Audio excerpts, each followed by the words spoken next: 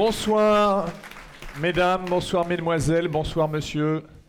Pardonnez-moi pour cette introduction un peu genrée, mais vous savez, c'est notre côté un peu ancien monde. On ne se refait pas.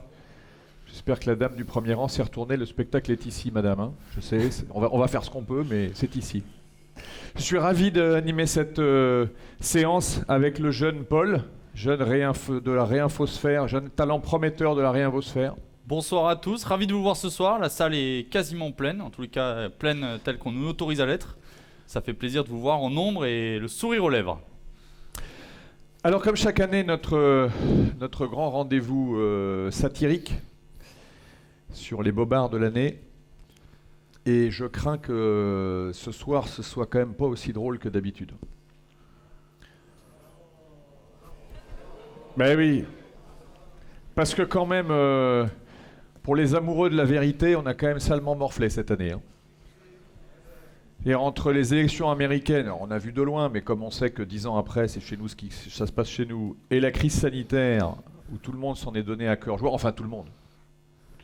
Tous ceux qui font profession de médias, ou presque, hormis le petit village gaulois de la réinfosphère, qui grossit chaque jour, et que nous saluons une fois encore, mais c'était dur en préparant cette soirée. Donc je ne sais pas si on va tant rigoler que ça. Bah, honnêtement, un petit peu quand même, parce que l'avantage avec les journalistes, c'est que contrairement au reste de la population française, ils n'étaient pas, eux, au chômage partiel. Et donc, une grande capacité à bobarder tout au long de l'année sur tout un tas de sujets. Là encore, leur art ne s'est pas arrêté de suite. C'est bien l'optimiste des petits jeunes comme ça, là, c'est bien. Il a bien fait de venir.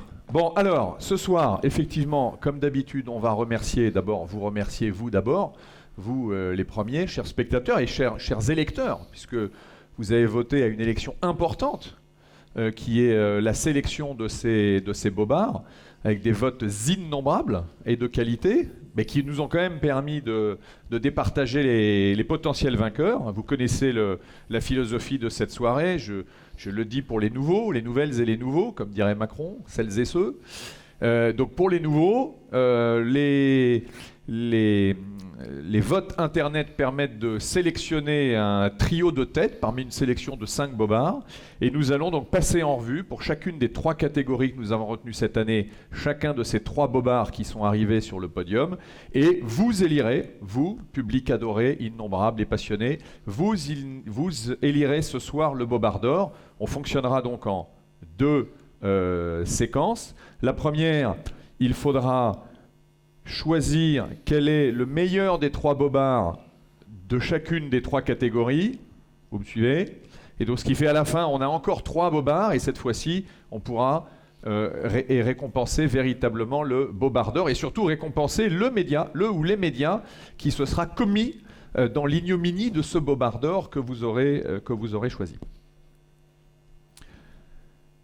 Alors surtout, l'idée c'est que le ou la gagnante ce soir puisse apprendre sa victoire en direct, le plus rapidement possible.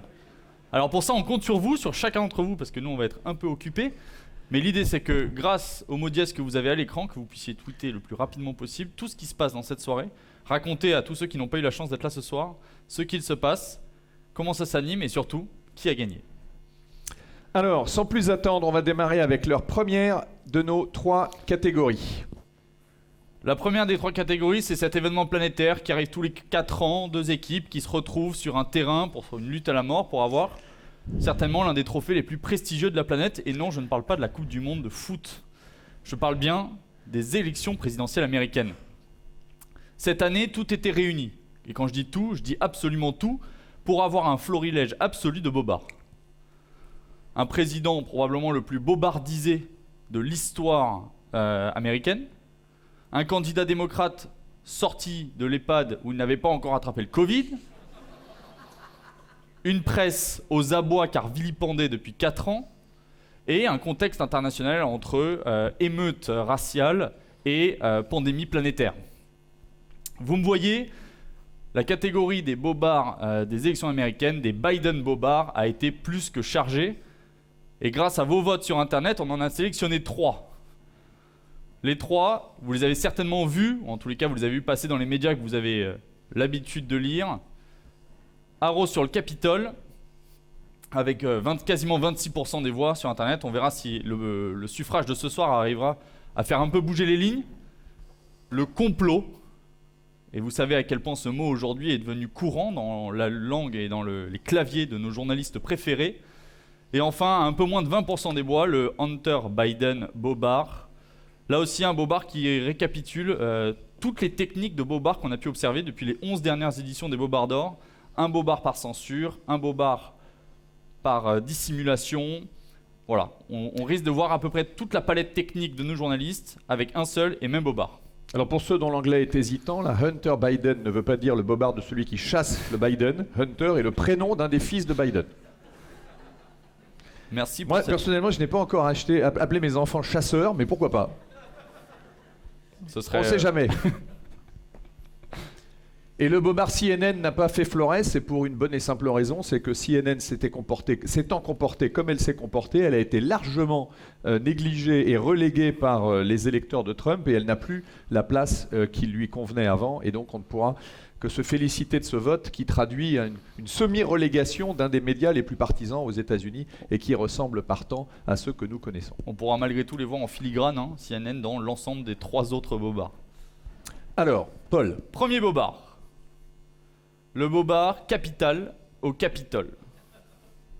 Oui, pour les nouveaux également, sachez qu'il y a un filon de jeux de mots tout au long de la soirée, donc ne soyez pas surpris.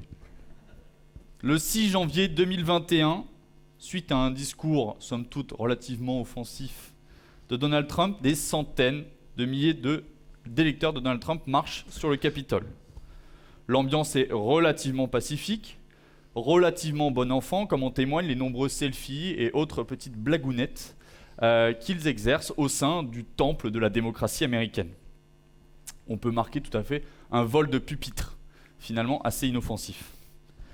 Suite à cet événement quand même assez non anodin dans l'élection américaine, dans l'histoire américaine, les médias annoncent la guerre civile, la mort de la démocratie. Tout va mal, on est au bord du chaos.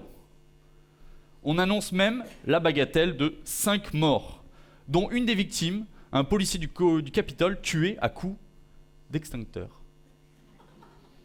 Voilà comment naissent les révolutions, voilà comment naissent les grandes révoltes de l'histoire. Et finalement, un mois après, on se rend compte qu'après avoir démystifié, enlevé la brume qu'avait construit l'ensemble des médias sur ce Bobard depuis un certain temps, que l'ensemble, ou quasiment l'ensemble, est entièrement faux. Le policier n'est pas mort d'un coup d'extincteur, mais d'un AVC. Les 3 manifestants qui avaient annoncé avoir été tués lors de cet assaut sont morts de problèmes de santé. Et la seule manifestante qui a effectivement été tuée l'a été par un policier alors qu'elle essayait de rentrer sans violence excessive au sein du Capitole. On rappelle d'ailleurs que la famille de la victime attend toujours que le procès puisse avoir lieu et que le nom du policier qui a tué cette militante dans le dos est toujours, à ce jour, gardé secret par les autorités de Washington. Je ferme la parenthèse. Ni une ni deux, l'ensemble de la presse, et en particulier nos journalistes français préférés, s'emparent de l'ensemble de ces éléments, aussi peu vérifiés soient-ils, pour en faire, tout au long de cette journée, un florilège de bobards qui n'en finit plus. Comme vous pouvez le voir, même Joe Biden se rend sur la tombe de ce policier matraqué à coups d'extincteur, gonflant un peu plus, comme à chaque fois, la véracité, ou en tout cas la supposée véracité de ce genre de fait.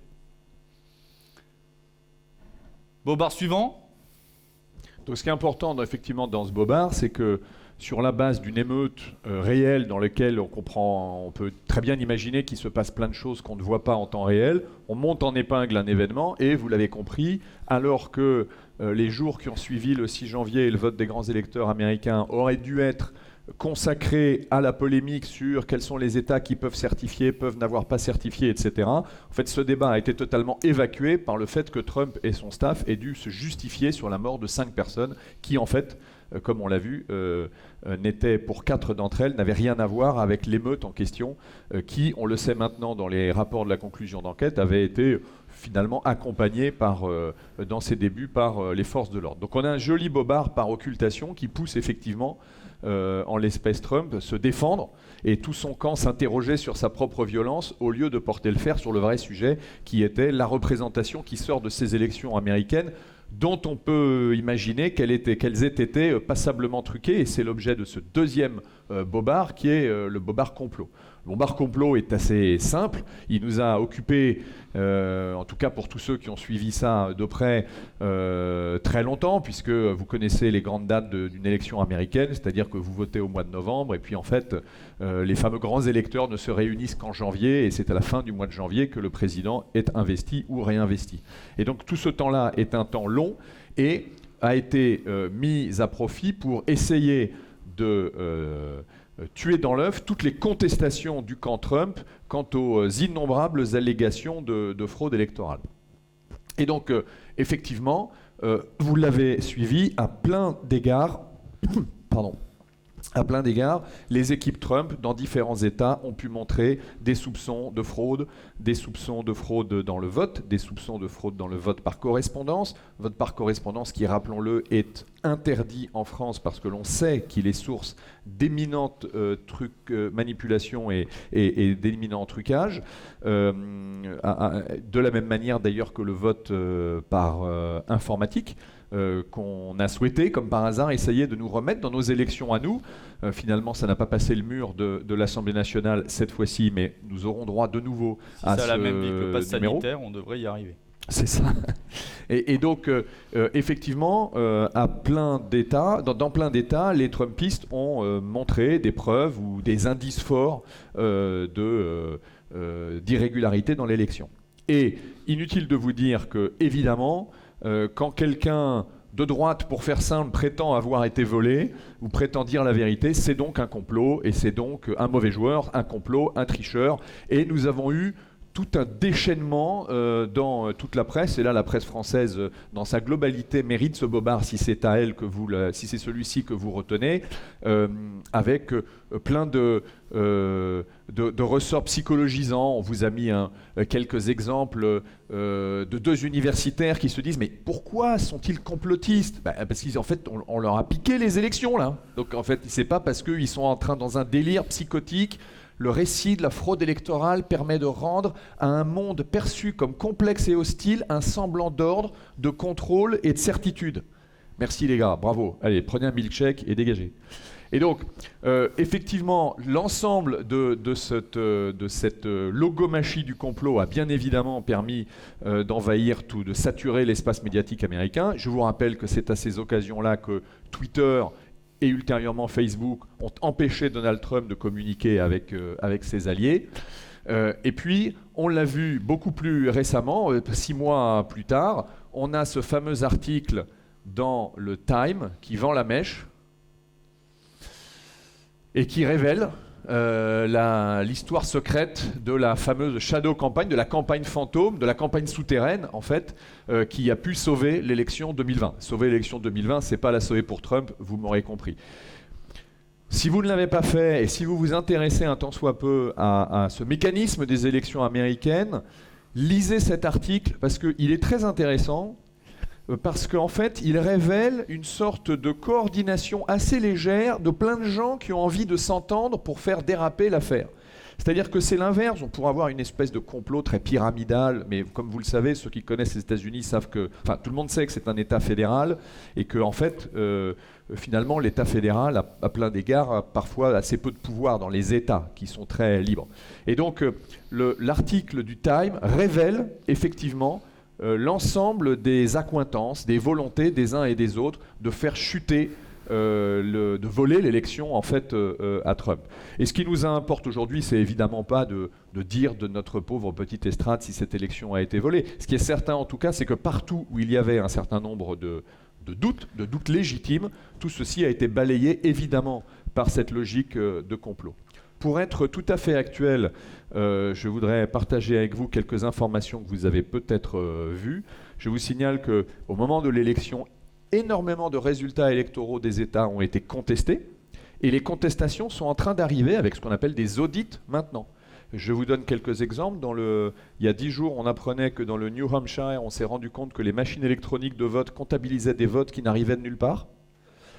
Que dans l'État de Géorgie, qui a été si discuté pour l'instant dans le comté qui a fait l'audit, on a identifié 20 000 bulletins de vote qui étaient faux. Inutile de vous dire dans quel sens. Et le fameux comté de Maricopa dans l'Arizona qui vient de démarrer son audit a prouvé que sur 2,1 millions de votes apportés par les machines à voter, enfin par les calculs des machines à voter, il manquait 20% de bulletins de vote. Voilà. Et l'audit de l'État de Pennsylvanie est attendu pour la semaine prochaine. Et j'ajoute que si vous avez suivi, vous avez plus de 30 États tenus par des majorités républicaines qui cherchent aujourd'hui à modifier les règles du vote qui ont été particulières. Vous savez que dans certains États américains, vous pouvez voter sans aucune pièce d'identité. Donc évidemment, vous pouvez voter 2 fois, 3 fois, 10 fois s'il le faut. Vous pouvez voter quand vous êtes mort. Moi j'ai appris ça, je croyais que c'était qu'en Corse qu'on faisait ça, mais donc on fait ça aussi dans le Minnesota. Bon, il doit y avoir un truc. À mon avis, le Minnesota a dû être découvert par un pionnier corse. Bon, bref. Mais n'en tenez pas trop rigueur à l'ensemble de nos journalistes, tout ça n'est évidemment qu'un malheureux hasard. Bien sûr. Voilà, donc à lire, c'est intéressant parce que c'est une manipulation du suffrage qui ne peut pas nous laisser indifférents puisque nous savons que dans bien des États, le suffrage pourrait amener des résultats électoraux bien inversés de ceux qu'espèrent les gens qui dirigent les médias dont nous parlons. Troisième bobard. C'est le bobard Hunter Biden, et même si ce n'est pas le chasseur Biden, c'est celui que les médias auraient dû chasser. Je m'explique, non pas une technique de bobard, il est bon, hein. Non pas 2 techniques de bobard, mais bien 3 techniques de bobard, et encore, ça c'est parce qu'on a fait notre travail comme la majorité des journalistes, c'est-à-dire de façon assez superficielle. Et que s'ils étaient allés creuser, si nous étions allés creuser comme eux auraient dû le faire, on aurait certainement trouvé d'autres techniques de bobard. Vous ne connaissez pas Hunter Biden, et pourtant, comme je l'ai dit, si les médias avaient fait leur travail, vous devriez. Hunter Biden, c'est qui ? C'est le fils du président américain, le sauveur de la patrie, Joe Biden, qui, sur qui, un an avant les élections, le FBI décide de lancer une enquête, quelque chose d'assez anodin finalement, pour des malversations financières, Hunter Biden ayant une société qui faisait du business avec l'Ukraine et la Chine, des pays dans lesquels les États-Unis n'ont évidemment aucun intérêt géopolitique, et qui marchandait des rencontres avec son père, qui était l'ancien vice-président, là aussi un sombre inconnu, contre évidemment des espèces sonnantes et trébuchantes. On sait maintenant que le FBI a caché cette enquête pendant plus d'1 an pour éviter d'avoir une répercussion sur la candidature de son petit papa, mais si seulement ça s'arrêtait là. Parce que ce qui s'est passé, c'est que dans un premier temps, le New York Post a sorti cette affaire. Premier bobard, le bobard par censure. Facebook et Twitter, qui ont depuis montré leur véritable visage, ont évidemment coupé, tout simplement, censuré les comptes du New York Post. Vous êtes un des journaux américains les plus réputés et votre compte Facebook n'existe plus. Première technique de bobard. Évidemment, la même chose s'applique sur Twitter, puisque même si les deux sont concurrents, ils appliquent finalement les mêmes méthodes et il n'y a pas grand-chose qui change. On notera quand même le demi-aveu en forme de prise de conscience. Le patron de Twitter, Jack Dorsey, a reconnu que la communication de sa plateforme n'avait, entre guillemets, pas été super. Ouais, on n'a pas été super, c'est vrai. C'est pas cool. Deuxième technique de bobard, c'est le traitement médiatique en France. Et ça, finalement, c'est le bobard par dénigrement. On se rapproche du bobard par complotisme, mais on n'y va pas tout à fait. On dénigre, c'est une théorie fumeuse. Hunter Biden ayant perdu son ordinateur dans lequel on a retrouvé des mails qui expliquaient de façon assez claire, assez limpide, je vous donne un contact avec mon père contre de l'argent. Voilà, c'est un soupçon, un doute, une légère supposition. Deuxième technique de bobard. Troisième technique de bobard, c'est quand l'enquête s'ouvre finalement de façon ouverte après l'élection, un bobard par occultation où là tout d'un coup plus personne n'en parle. Le Figaro a mis 8 mois à sortir un article sur le sujet. Un peu longuet, vous nous direz, surtout que si les malversations financières avaient été les seuls problèmes de Hunter Biden, nous aurions pu à la limite, devant la complexité du sujet, excuser nos journalistes préférés, mais malheureusement, ce n'est pas que ça. Puisque ce fameux Hunter Biden verse aussi dans les vidéos porno amateurs, verse aussi dans tout un tas de scandales, une boîte de Pandore qui grandit avec tout un tas de secrets qui ont été révélés grâce à un MacBook oublié chez un réparateur. Là encore, une triple technique. Toujours aller récupérer ses affaires au récupérateur d'ordinateur, au pressing. Au pressing, les tickets de... bon, bref, pressing. Pardon, excuse-moi, je sais quelque chose utile tu fais bien. Pour nos spectateurs. Ça évitera surtout de donner des biais aux journalistes qui, bizarrement, sont beaucoup plus intéressés par ce que nous faisons nous que ce que fait Hunter Biden. Donc un grand bobard dans toute sa beauté, un poil plus complexe, mais quand même assez magique.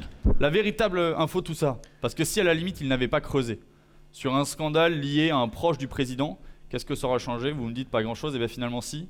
On sait aujourd'hui que 36% des électeurs de Biden n'étaient pas au courant des agissements de son fils au moment de l'élection américaine, et que 13% des électeurs de Biden auraient changé leur vote.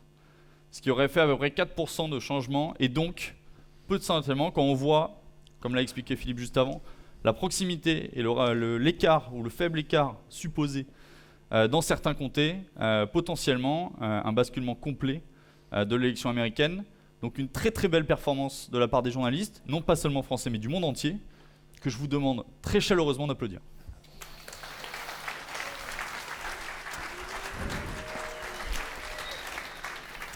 Alors, il faut maintenant départager ces 3 succès d'outre-Atlantique. Donc nous avons le bobard du Capitole, nous avons le bobard du complot sur le résultat des élections, et puis nous avons le bobard du fiston. Du fiston un peu gaulois. Du fiston un peu leste. Alors, vous connaissez les règles. Pour ceux qui ne les connaissent pas, vous avez reçu normalement un petit carton. Oh, c'est même un gros carton. Il y a du budget cette année. Oula. Il n'y en a pas assez. N'oubliez pas de faire des dons. Donc, le principe, c'est on vote que pour un seul des 3 bobards qu'on a choisi. Alors, donc il s'agit de choisir le vainqueur de cette catégorie, qui sera lui-même bobard, qui sera lui-même en finale pour le bobard d'or. Et donc, quels sont ceux qui choisissent le bobard du Capitole? Levez le bras bien haut, s'il vous plaît. Le bobard du Capitole, 5 personnes tuées, un coup d'extincteur, massacre à l'extincteur, bien connu. Prochaine production hollywoodienne. Merci, vous pouvez baisser votre carton. Quels sont ceux qui choisissent le bobard complot sur les élections? Ah. Oula, je ne vais pas compter, je pense que visuellement ça devrait le faire. Merci, baisser. Et quels sont ceux qui choisissent le bobard du fils Biden? Ah. C'est le côté gaulois. Voilà. Ouais. Bon, globalement, quand même, il y a beaucoup plus de soutien sur la drogue et la pornographie que je pensais dans la salle. Puisque... Bien, donc, nous gardons pour la sélection de fin de soirée le bobard complot sur la dénaturation, évidemment, du résultat des votes des élections. Merci pour cette première séquence. Merci à tous. Avant de passer... Oui, vous pouvez applaudir, c'est vrai.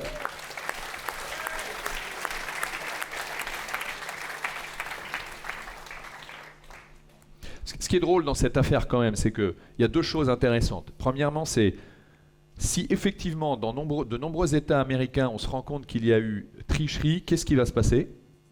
Ça va être intéressant. Et deuxièmement, c'est les fadaises de Biden Senior, de Biden Junior vont finir par coûter son poste à Biden Senior, qui est quand même pas d'une vaillance extrême. Et laissant la place à Madame Kamala Harris, qui a à peu près une sorte de Audrey Pulvar qui aurait réussi. Et elle a à peu près tout pour nous séduire, et donc il faut regarder ça de près.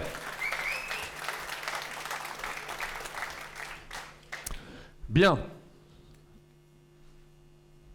On va vous montrer une petite vidéo, parce que le rôle des bobardeurs, c'est de saluer des bobards, de les sélectionner, c'est aussi de nous faire progresser tous en termes de compréhension et de pédagogie sur la désinformation la plus vile et la plus sournoise. Et donc voici une petite vidéo pédagogique que nous intitulerions « Vidéo vocabulaire ». À vous les studios.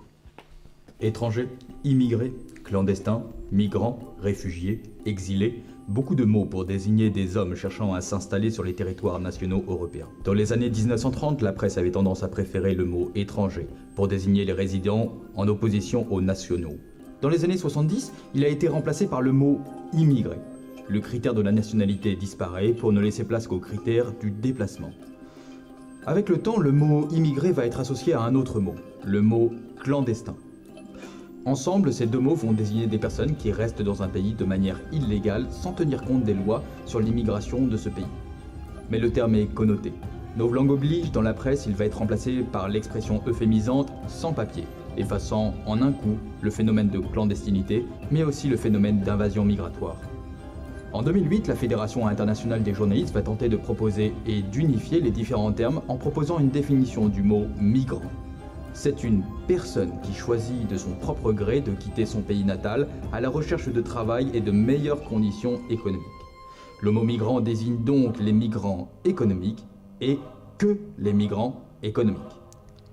Et pourtant en 2015, avec l'arrivée des vagues migratoires, l'Italie a vu débarquer sur ses côtes quelques 13 000 migrants. Migrants continuent de tenter ce périlleux voyage. 2 migrants originaires du Niger se battent au couteau. Des centaines de migrants pénètrent sur les bretelles d'accès au tunnel sous la Manche. Tous les soirs, par des dizaines de migrants. Parmi eux, Bachir, soudanais. Arrivé en France il y a un mois, il vient de déposer une demande d'asile. Près de 10 000 migrants s'entassent. Abdul Wali, réfugié afghan.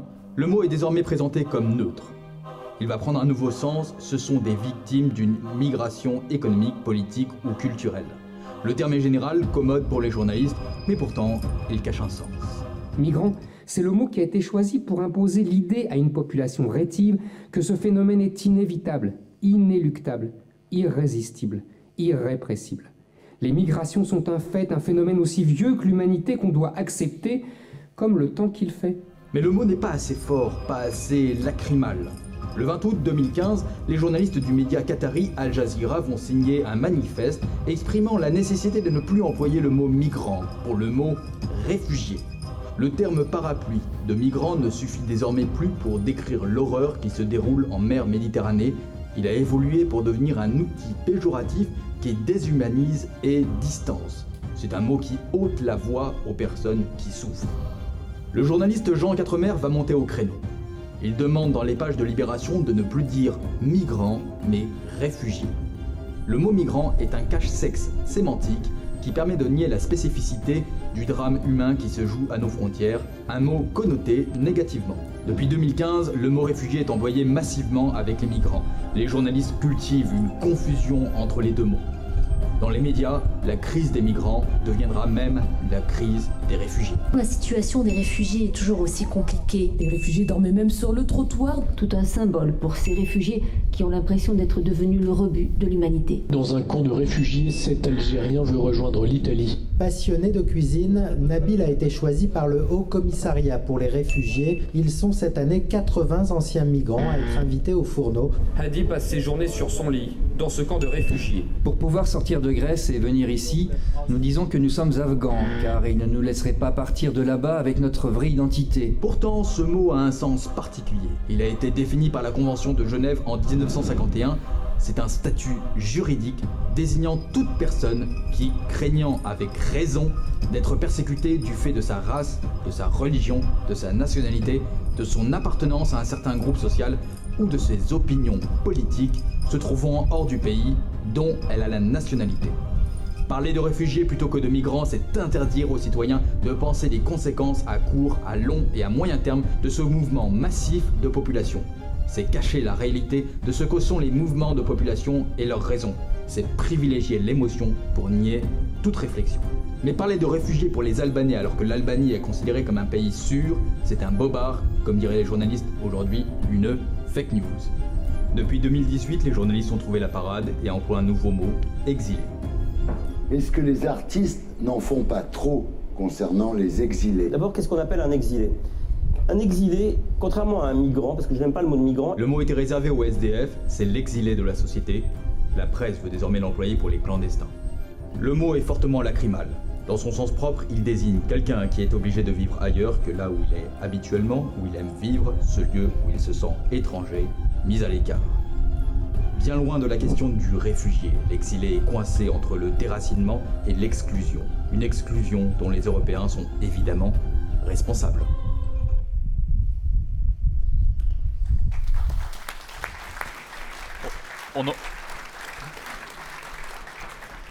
Merci de vos applaudissements. J'espère que vous avez apprécié la qualité de cette vidéo. Vous savez, chaque année, on essaie de progresser sur la production formelle des vidéos. Je trouve que celle-ci était très réussie et je suis heureux de vos applaudissements.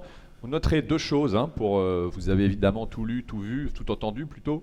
On note deux choses. La première, c'est que c'est Al Jazeera qui commence et c'est les gauchistes de Libération derrière. Donc l'islamo-gauchiste, il est là. Voilà, une démonstration de plus. Et on nous a parlé effectivement de ces réfugiés économiques, etc.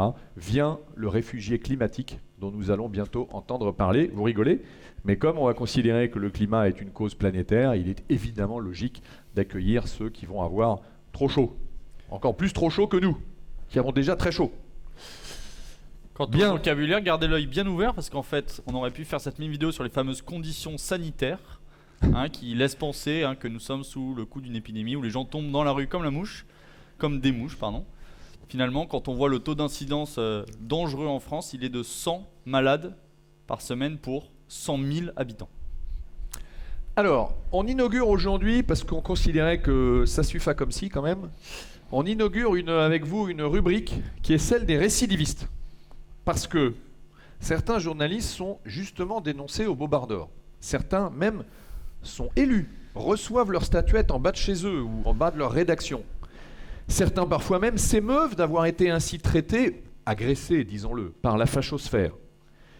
Mais ils recommencent quand même. Alors nous aussi on va recommencer. Alors on a identifié un certain nombre de récidivistes.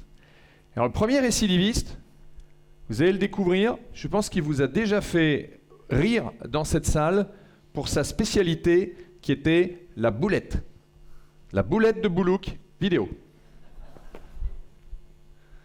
Le Bobard Gilet jaune qui a été décerné à quelqu'un qu'on connaît bien aussi à Immédiat, Sylvain Boulouk, pour son analyse du drapeau Picard qu'il a confondu avec un drapeau d'extrême droite.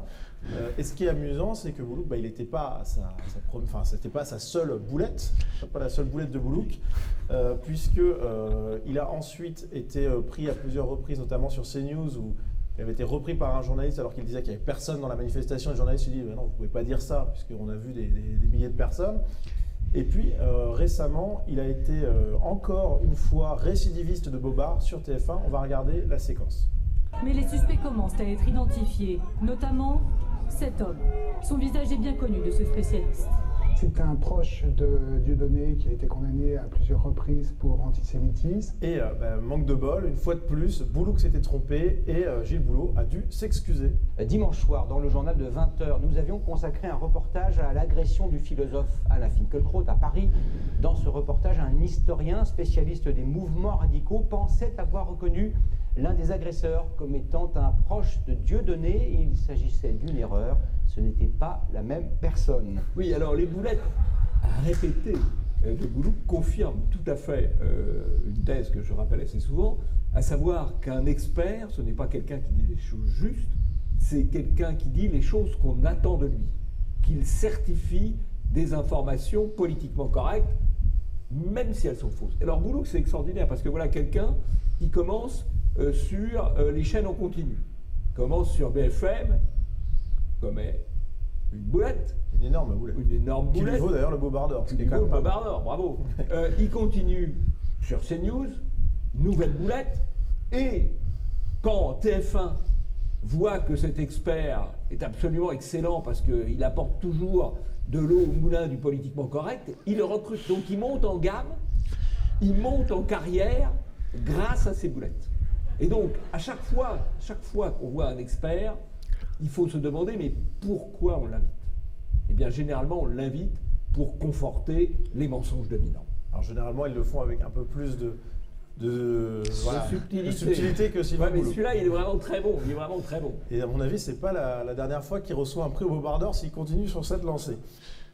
Et ben voilà, il avait raison, effectivement, puisque... alors, il n'y a pas de prix, mais il y a une mention honorable quand même. Parce que la boulette de Boulouk démontée par Boulot, ça fait quand même... pour nous, c'est du boulot aussi. Alors, voilà un récidiviste, on en verra un autre tout à l'heure. Et nous allons, je propose, attaquer notre deuxième thématique incontournable. Le Bobide 19. On aurait pu l'écrire différemment. C'est un lien entre Bobard et Covid. Non, parce que par là, ça n'a pas beaucoup rigolé et je pense que ça n'a pas... Voilà. Alors là aussi, les votes sont aussi implacables qu'une démonstration d'Olivier Véran. On a 30% sur le bobard du masque, 31% sur le bobard dit de laboratoire et 17% sur le Lancet. On garde toujours cette petite dimension anglo-saxonne qui est notre marque de fabrique à Paul et à moi. Après Hunter, maintenant c'est le Lancet. Alors, c'est parti. Premier bobard. Le bobard de laboratoire. Alors c'est passionnant parce qu'on est en plein dedans, si j'ose dire. Et ça porte bonheur. La première chose de ce bobard de laboratoire, c'est évident qu'à un moment donné, quand même, il y a un certain nombre de gens qui se sont dit, mais ça vient pas de nulle part. Alors évidemment, les bas du front, les neuneux, vous, nous, plus vous que moi d'ailleurs, mais vous, nous, on se dit, mais d'où ça vient? C'est quand même pas normal, un truc comme ça, par un pangolin qui fait le tour de la planète en classe affaires, ça ne marche pas, ça vient d'ailleurs. Et alors on réfléchit, puis on s'envoie des trucs, et t'as vu le machin du Bignou de l'Inserm qui a fait son truc dans le labo avec le truc P4, on comprend pas tout, mais on fait ouais j'ai bien vu le P4. Bon. Et donc, merci madame, merci beaucoup. Et donc, effectivement, au moment où ce virus naît, pour notre plus grand malheur, apparaissent effectivement les remarques et les premières questions. Alors, évidemment, déluge de complots. J'ai un sentiment que c'est même pas un complot pour essayer de protéger quoi que ce soit. C'est juste parce que, de toute façon, les mecs qui disent ça sont des types qui complotent, donc comme ils disent un truc, c'est un complot. Voilà. Et d'ailleurs, on fait, alors là possible, vous avez toujours les analyses sociologiques très importantes. Donc on se rend compte d'ailleurs que les électeurs patriotiques ou nationalistes sont 38% à penser que le coronavirus a été intentionnellement fabriqué dans un laboratoire, soit plus du double de la moyenne, contre à peine 6% chez les électeurs macronistes. Donc 94% des électeurs macronistes, costard, cravate, bagnole, boulot, tout va bien, hyper informés, tablette, New York Times, et les mecs qui disent non, c'est pas possible ça. Ça c'est vraiment un raisonnement de gilet jaune de merde. Et donc voilà ce que ça donne. Alors on s'est dit, bon bah ils ont peut-être raison, alors on va la mettre un peu en veilleuse, hein, puis on va attendre. De toute façon, on est masqué, on peut pas sortir, on peut rien dire. Donc, et puis, bah, finalement, on se rend compte d'abord que la thèse n'est plus exclue, que la question de l'origine se pose sérieusement. Et effectivement, vous le savez maintenant, la majorité des articles de presse sur le sujet laissent entendre que ça vient évidemment pas du pauvre pangolin qui s'est un peu laissé aller, mais plutôt d'une manipulation. Et on se rend compte d'ailleurs que dans ce laboratoire de Wuhan et probablement dans d'autres, il y avait de quoi faire ce type de manipulation. Alors on a appelé la science, vous savez, les bacs plus 42 là, qui s'occupent de nous en blouse blanche. Désolé s'il y en a dans la salle, hein, mais ce sera l'exception qui confirme la règle. Et donc, je vous propose d'écouter Madame Je sais tout, décorée par Monsieur Je sais tout de l'Élysée, Karine Lacombe. Vous croyez à l'hypothèse d'un virus échappé d'un laboratoire? Non, je n'y crois pas. Parce que j'ai vu de nouvelles études, de nouvelles questions se poser autour de ça. Vous avez vu? Je n'y crois pas. Je n'y crois pas. On ne trouve pas de traces dans le génome que l'on connaît bien maintenant, de traces, on va dire, artificielles ou construites par l'homme dans le génome. Donc non, je n'y crois pas. On remarque que dans les mails qu'a reçu le docteur Fauci au tout début de l'épidémie, un des premiers mails qu'il reçoit, c'est « Le virus porte toutes les marques d'un virus fabriqué par l'homme ». Voilà. L'info n'est certainement pas redescendue jusqu'à Karine. Dr Fauci qui a été le premier à trahir Trump sur ce sujet, et nous devons reconnaître que le premier à avoir dit « Salut, cette histoire, ça doit venir des Pékinois », c'est quand même Donald. Donald, si tu nous entends. Bon. Et donc effectivement, maintenant, quand vous regardez les articles de presse les plus récents, hein, et même déjà dès la fin 2020, vous avez la crédibilité de l'hypothèse, la piste qui est relancée, etc. etc. Et donc maintenant, on n'est plus à... Enfin, vous voyez les titres, hein, le virus se serait échappé. Donc maintenant, on commence à être dans l'affirmative. Alors, heureusement, il y a des môles de résistance. Hein, ça, c'est important. Donc le coronavirus pourrait-il se trouver dans ce laboratoire et s'en être échappé? Les experts interrogés par France Info assurent que non. Donc France Info continue à faire le boulot. Merci pour eux. À force de faire le boulot, ils vont finir par faire une... Bon les gars, bien. Allez, bobard suivant. Le bobard suivant, c'est le bobard masqué. Et en fait, avant d'en parler, j'aimerais... J'ai cru que c'était pour moi.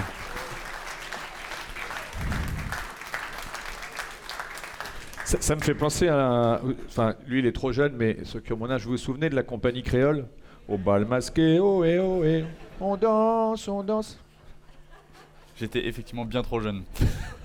Et tu regrettes?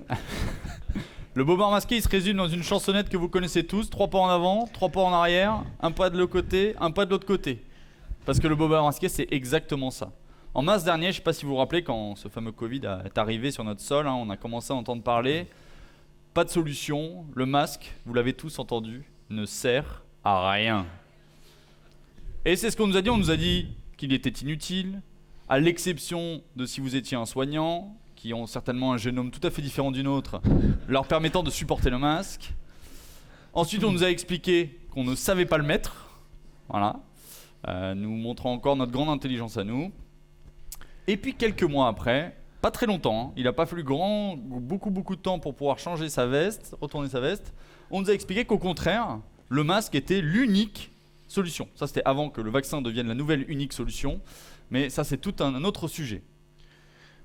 Le problème avec tout ça, c'est que les journalistes en ont parlé, et pas qu'un peu, et qu'ils l'ont écrit, et pas qu'un peu, et ils l'ont même dessiné, avec de nombreuses infographies que vous voyez derrière moi depuis tout à l'heure, qui nous expliquent les taux de défense que l'on a en portant tout type de masque. Sauf que voilà, 6 mois encore après, aujourd'hui, on nous explique que quoi? Que le masque, on sait pas en fait. On sait pas. Et effectivement, un refrain qui a été repris en chœur par l'ensemble des médias, l'ensemble de la classe politique, avec une mention tout à fait spéciale pour Sibeth Ndiaye, qui aura là encore montré son plus grand talent. Mais dans le journalisme, on a une mention spéciale pour Anaïs Condomier. Anaïs qui, comme l'ensemble de la classe journalistique, s'est fait avoir par ce bobard masqué. Sauf que la différence d'Anaïs, c'est qu'elle a annoncé qu'il ne servait absolument à rien 1 mois avant qu'on nous l'impose, alors qu'en 2015 déjà, elle avait annoncé que les terroristes islamiques ne passaient pas par les filières de migrants 1 mois avant l'attentat du Bataclan. Je pense qu'on a une championne pour l'élection du bobard d'or de ce soir. Mais il faut s'abonner à tout ce qu'elle fait, parce qu'on sait qu'1 mois plus tard, il va avoir l'inverse. Donc c'est quand même, ça peut être utile. On a un anti-devin. Dernière petite mention sur ce bobard. Quand les médias s'excusent, on a eu boulot tout à l'heure, ça fait toujours plaisir. Vous avez sans doute entendu ce discours selon lequel le masque chirurgical était inutile pour l'ensemble de la population. Les Français ne pourront pas acheter de masque dans les pharmacies parce que ce n'est pas nécessaire quand on n'est pas malade. Eh bien, dire que le masque de chirurgien ou de soins était inefficace pour se protéger contre le virus, c'était une erreur. Nous avons tenu le même discours et nous en sommes désolés. En réalité, le masque de chirurgien protège efficacement les soignants contre le Covid-19. Donc, pourquoi pas la population? Pourquoi pas?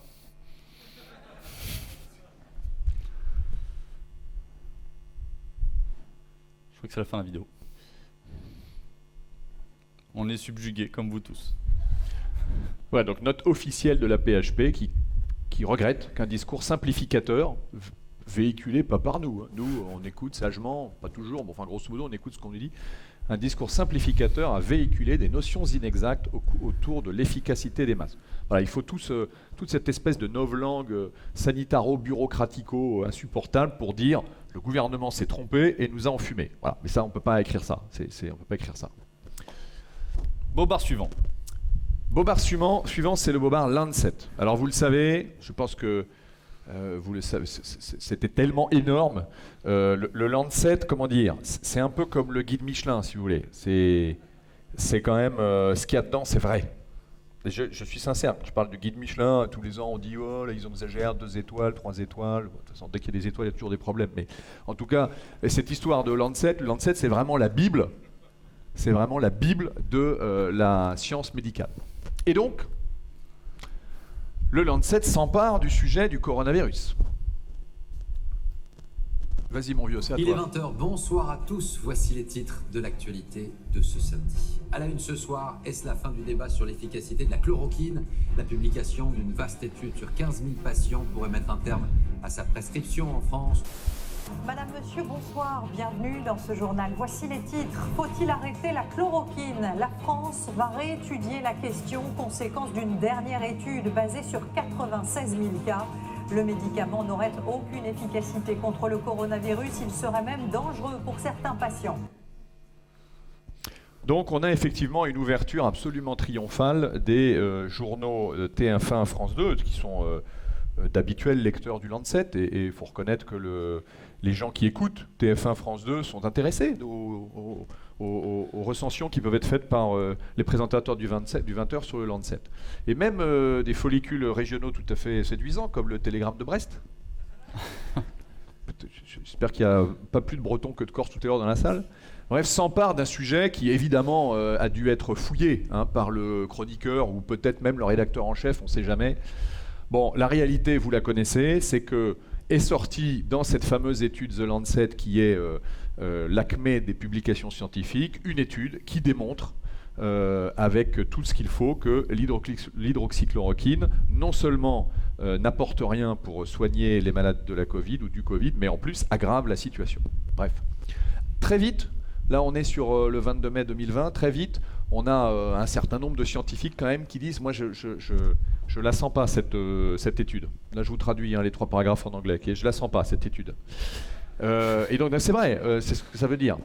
Et donc on commence à avoir effectivement cette d'éminents scientifiques qui se disent ça sort de nulle part, ça sort très vite et c'est plus que suspect. Effectivement, là, vous êtes sur un autre scientifique qui explique que c'est compliqué d'avoir, il n'y a pas vraiment d'argument, que c'est étrange qu'on ait pu aussi vite, alors que des études ne sont pas terminées, avoir les explications que l'on fournit. Et pour cause,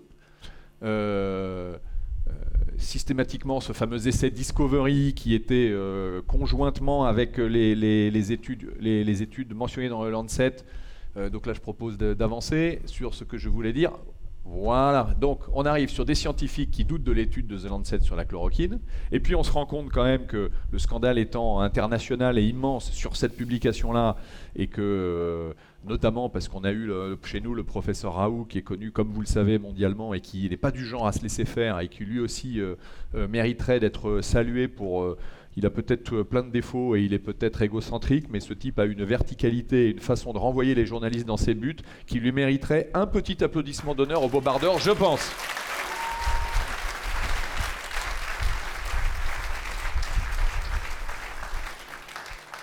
Et donc effectivement, plusieurs scientifiques, pas que lui, tirent le fil en disant mais en fait d'où vient cette étude? Qui a signé ça et comment ils ont fait cette étude? Et assez vite, on se rend compte que, et The Lancet, pour préserver sa crédibilité, se rend compte qu'on est obligé de mettre en doute le sérieux de l'étude, et on met à ce point l'étude en doute que la revue donc prend ses distances, publie donc sur son site ce que vous voyez, donc retracted, c'est-à-dire que nous annulons, invalidé, et 3 des 4 signataires, qui étaient d'ailleurs de généreux inconnus de cette signature, disent ouais, enfin moi j'ai vaguement participé, je ne sais pas trop quelle était la conclusion et j'assume pas. Voilà. Et le 4e, on l'a pas retrouvé, je pense qu'il doit être dans une cave du FBI, je sais pas où. Bon. Certainement pas ça, envie d'être honoré. C'est bien complotiste, ça. Il a pas envie d'être honoré au Bobardant, c'est dommage. Ça. Ou alors c'est Karine Lacombe. Non. Bon. Bref, ce qui est fascinant dans l'histoire de Lancet, on pourrait ne faire qu'en rire, mais ce qui est fascinant, c'est que The Lancet, c'était la publication intouchable par excellence. C'est-à-dire qu'à un moment donné, dans toute science, dans toute activité d'ailleurs, c'est bien aussi d'avoir un point de référence. Et à un moment donné, c'est le point de référence, et ça ne ment jamais. Eh bien, c'est fini. Il n'y a plus de point de référence.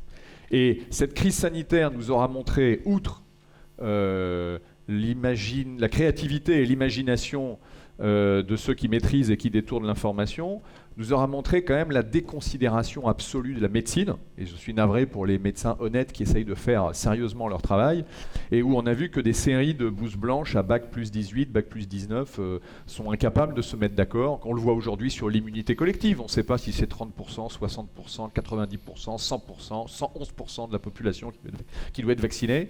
Et donc le pire également derrière tout ça, c'est qu'on pourrait dire bon, c'est un naufrage de la médecine et à la rigueur. Mais c'est surtout que le gouvernement français, par la voix de l'ineffable Véran, successeur de la non moins ineffable Buzyn...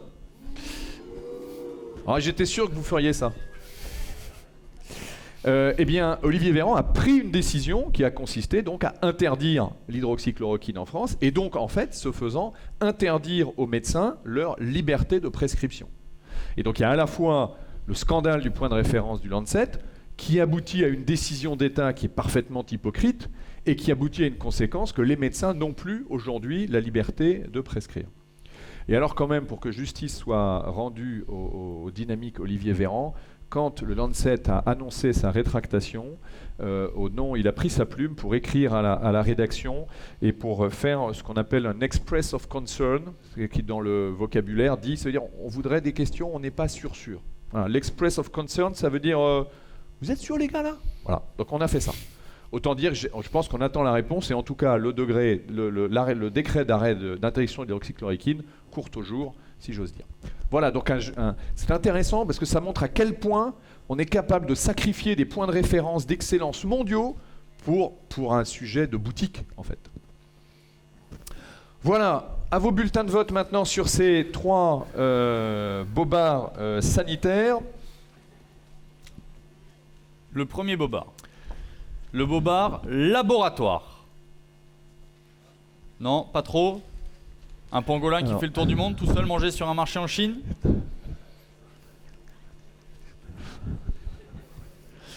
Ok, c'est noté. Je suis huissier de justice, pour ceux qui en doutent. On enchaîne avec le bobard masqué. Ah, ça va être... 1, 2, 3, 4, 5. Ah, ça va être serré. Ça va être serré.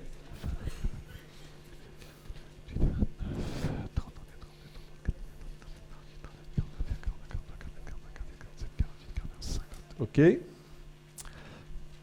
Et enfin, pour terminer, le bobard The Lancet. Ah. Attendez, ça fait du bruit, mais ça fait pas forcément beaucoup plus de carton. Bon, c'est bon. À droite, c'est bon, je vous ai vu. Merci de nous aérer. À notre...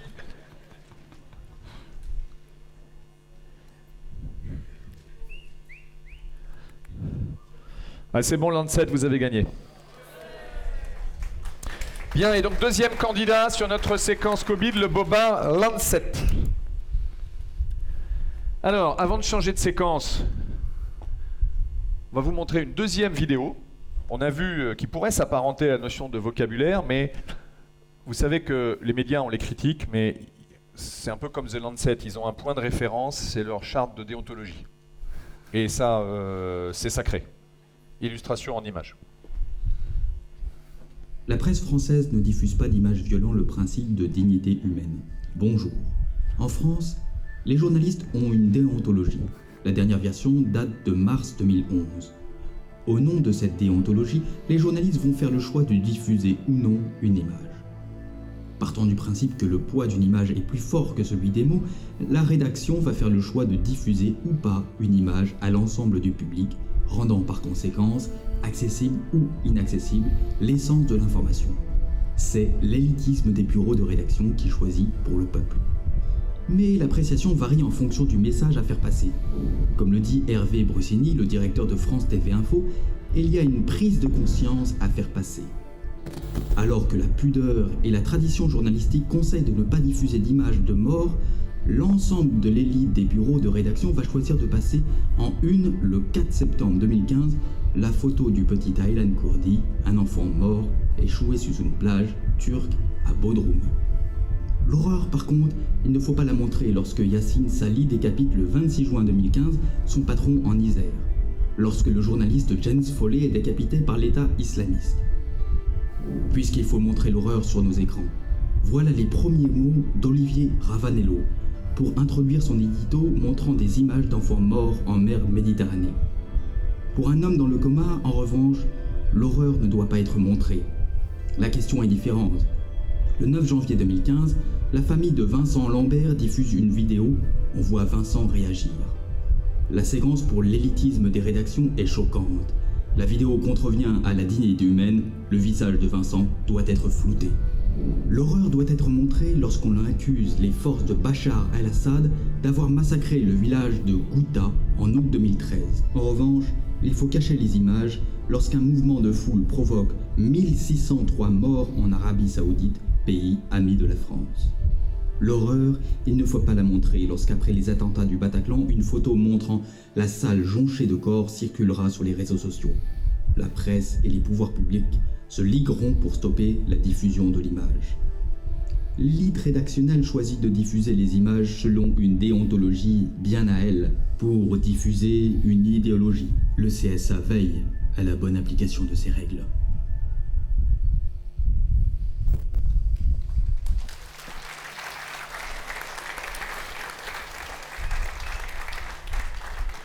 CSA, dont vous avez peut-être vu qu'il vient de reprendre une nouvelle fois CNews, puisque CNews donnerait trop de représentation aux orateurs du Rassemblement national, puisqu'effectivement, les orateurs du Rassemblement national et assimilés sont considérés avoir 26,5% du temps de parole de CNews, ce qui, ma foi, représente peu ou prou leur poids électoral.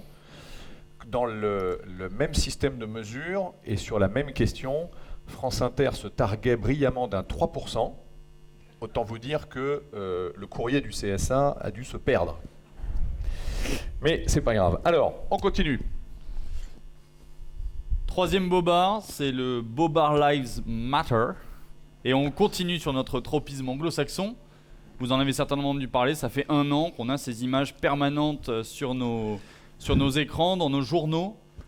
Tout le mouvement Black Lives Matter qui fait encore des furies cette semaine, puisqu'un certain nombre de joueurs de foot de divers pays bien orientés refusent de mettre le genou à terre malgré l'imposition et la pression médiatique qu'on leur fait dans nos pays occidentaux. Et donc on peut remercier et féliciter les Russes, les Polonais, les Hongrois, en attendant les suivants. Dans le Bobard Lives Matter, il y a quand même une grande chose à remarquer, c'est l'émotion au service du bobard, le bobard au service de l'idéologie. On remarque que ce pauvre Adama Traoré, tué par des méchants policiers, seul au fond de la nuit. Mais évidemment, on ne raconte pas que 1 mois avant, il violait son co-détenu à l'aide non pas d'un extincteur cette fois-ci, mais d'une fourchette. Alors les 3 bobards retenus pour cette catégorie grâce à vos votes sur Internet et aux votes de tous ceux qui nous suivent. Le bobard blanc de blanc, Champagne. Le bobard Bob Harpon à 21%. Et, vous allez voir, avec un score quasiment similaire, le bobard systémique, tout aussi systémique que notre soi-disant racisme. Le premier bobard, c'est le bobard plus blanc que blanc. Et celui-là, vous le connaissez. Vous le connaissez très bien puisqu'on nous le ressort quasiment tous les ans. Je ne sais pas si vous vous rappelez de Mohamed Merah, qui était blond aux yeux bleus, malgré le casque de moto qu'il utilisait. Le 23 mars 2021, la ville de Boulder, dans le Colorado, connaît malheureusement une de ces tueries de masse que l'on voit de plus en plus souvent. Voilà ce que sortent les journaux américains le lendemain de la tuerie. Et voilà ce que sortent les journaux français. Un homme blanc. Alors déjà, que si ça avait été inversé, j'ai du mal à imaginer nos petits scribouillards en train d'écrire un homme noir. Et puis surtout, cet homme, quand on entend blanc dans la bouche de ces journalistes, veut bien évidemment dire un homme d'origine européenne. Il s'agit d'Ahmad Al-Aliwi Al-Issa. Et alors ? Parti de l'Europe, certainement inconnu à mon pauvre cerveau de jeune, qui connaît très très mal sa géographie. Mais il se trouve surtout qu'Ahmad Al-Aliwi Al-Issa n'est pas européen, en tout cas d'ascendance européenne, il est syrien.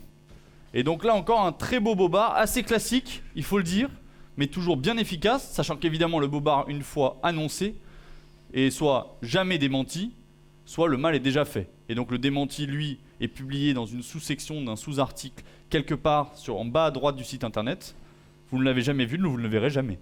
Alors que l'article fauve, lui, est annoncé en première ligne, première page, avec une bannière, et si vous achetez le journal avec cette annonce-là, vous l'avez gratuit.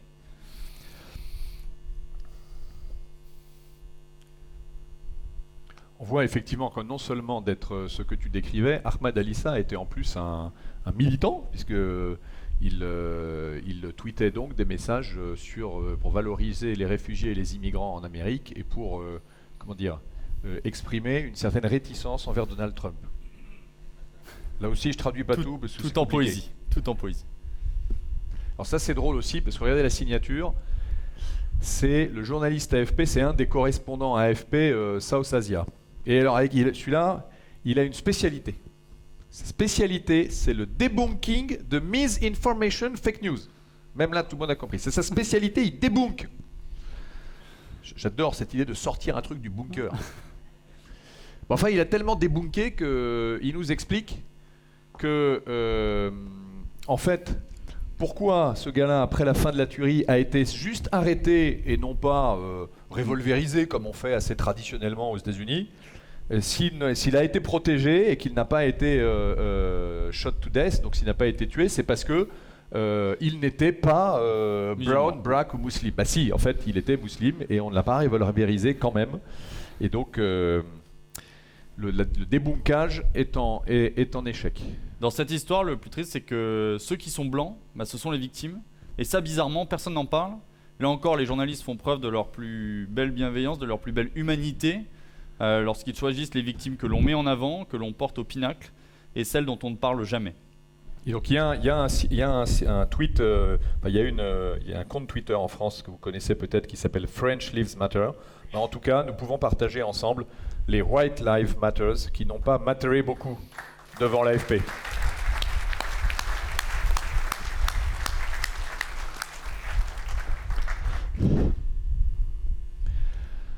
Alors Bobard suivant, qu'on a appelé Bob Harpon. C'est rien à voir avec Bob l'éponge. Hein.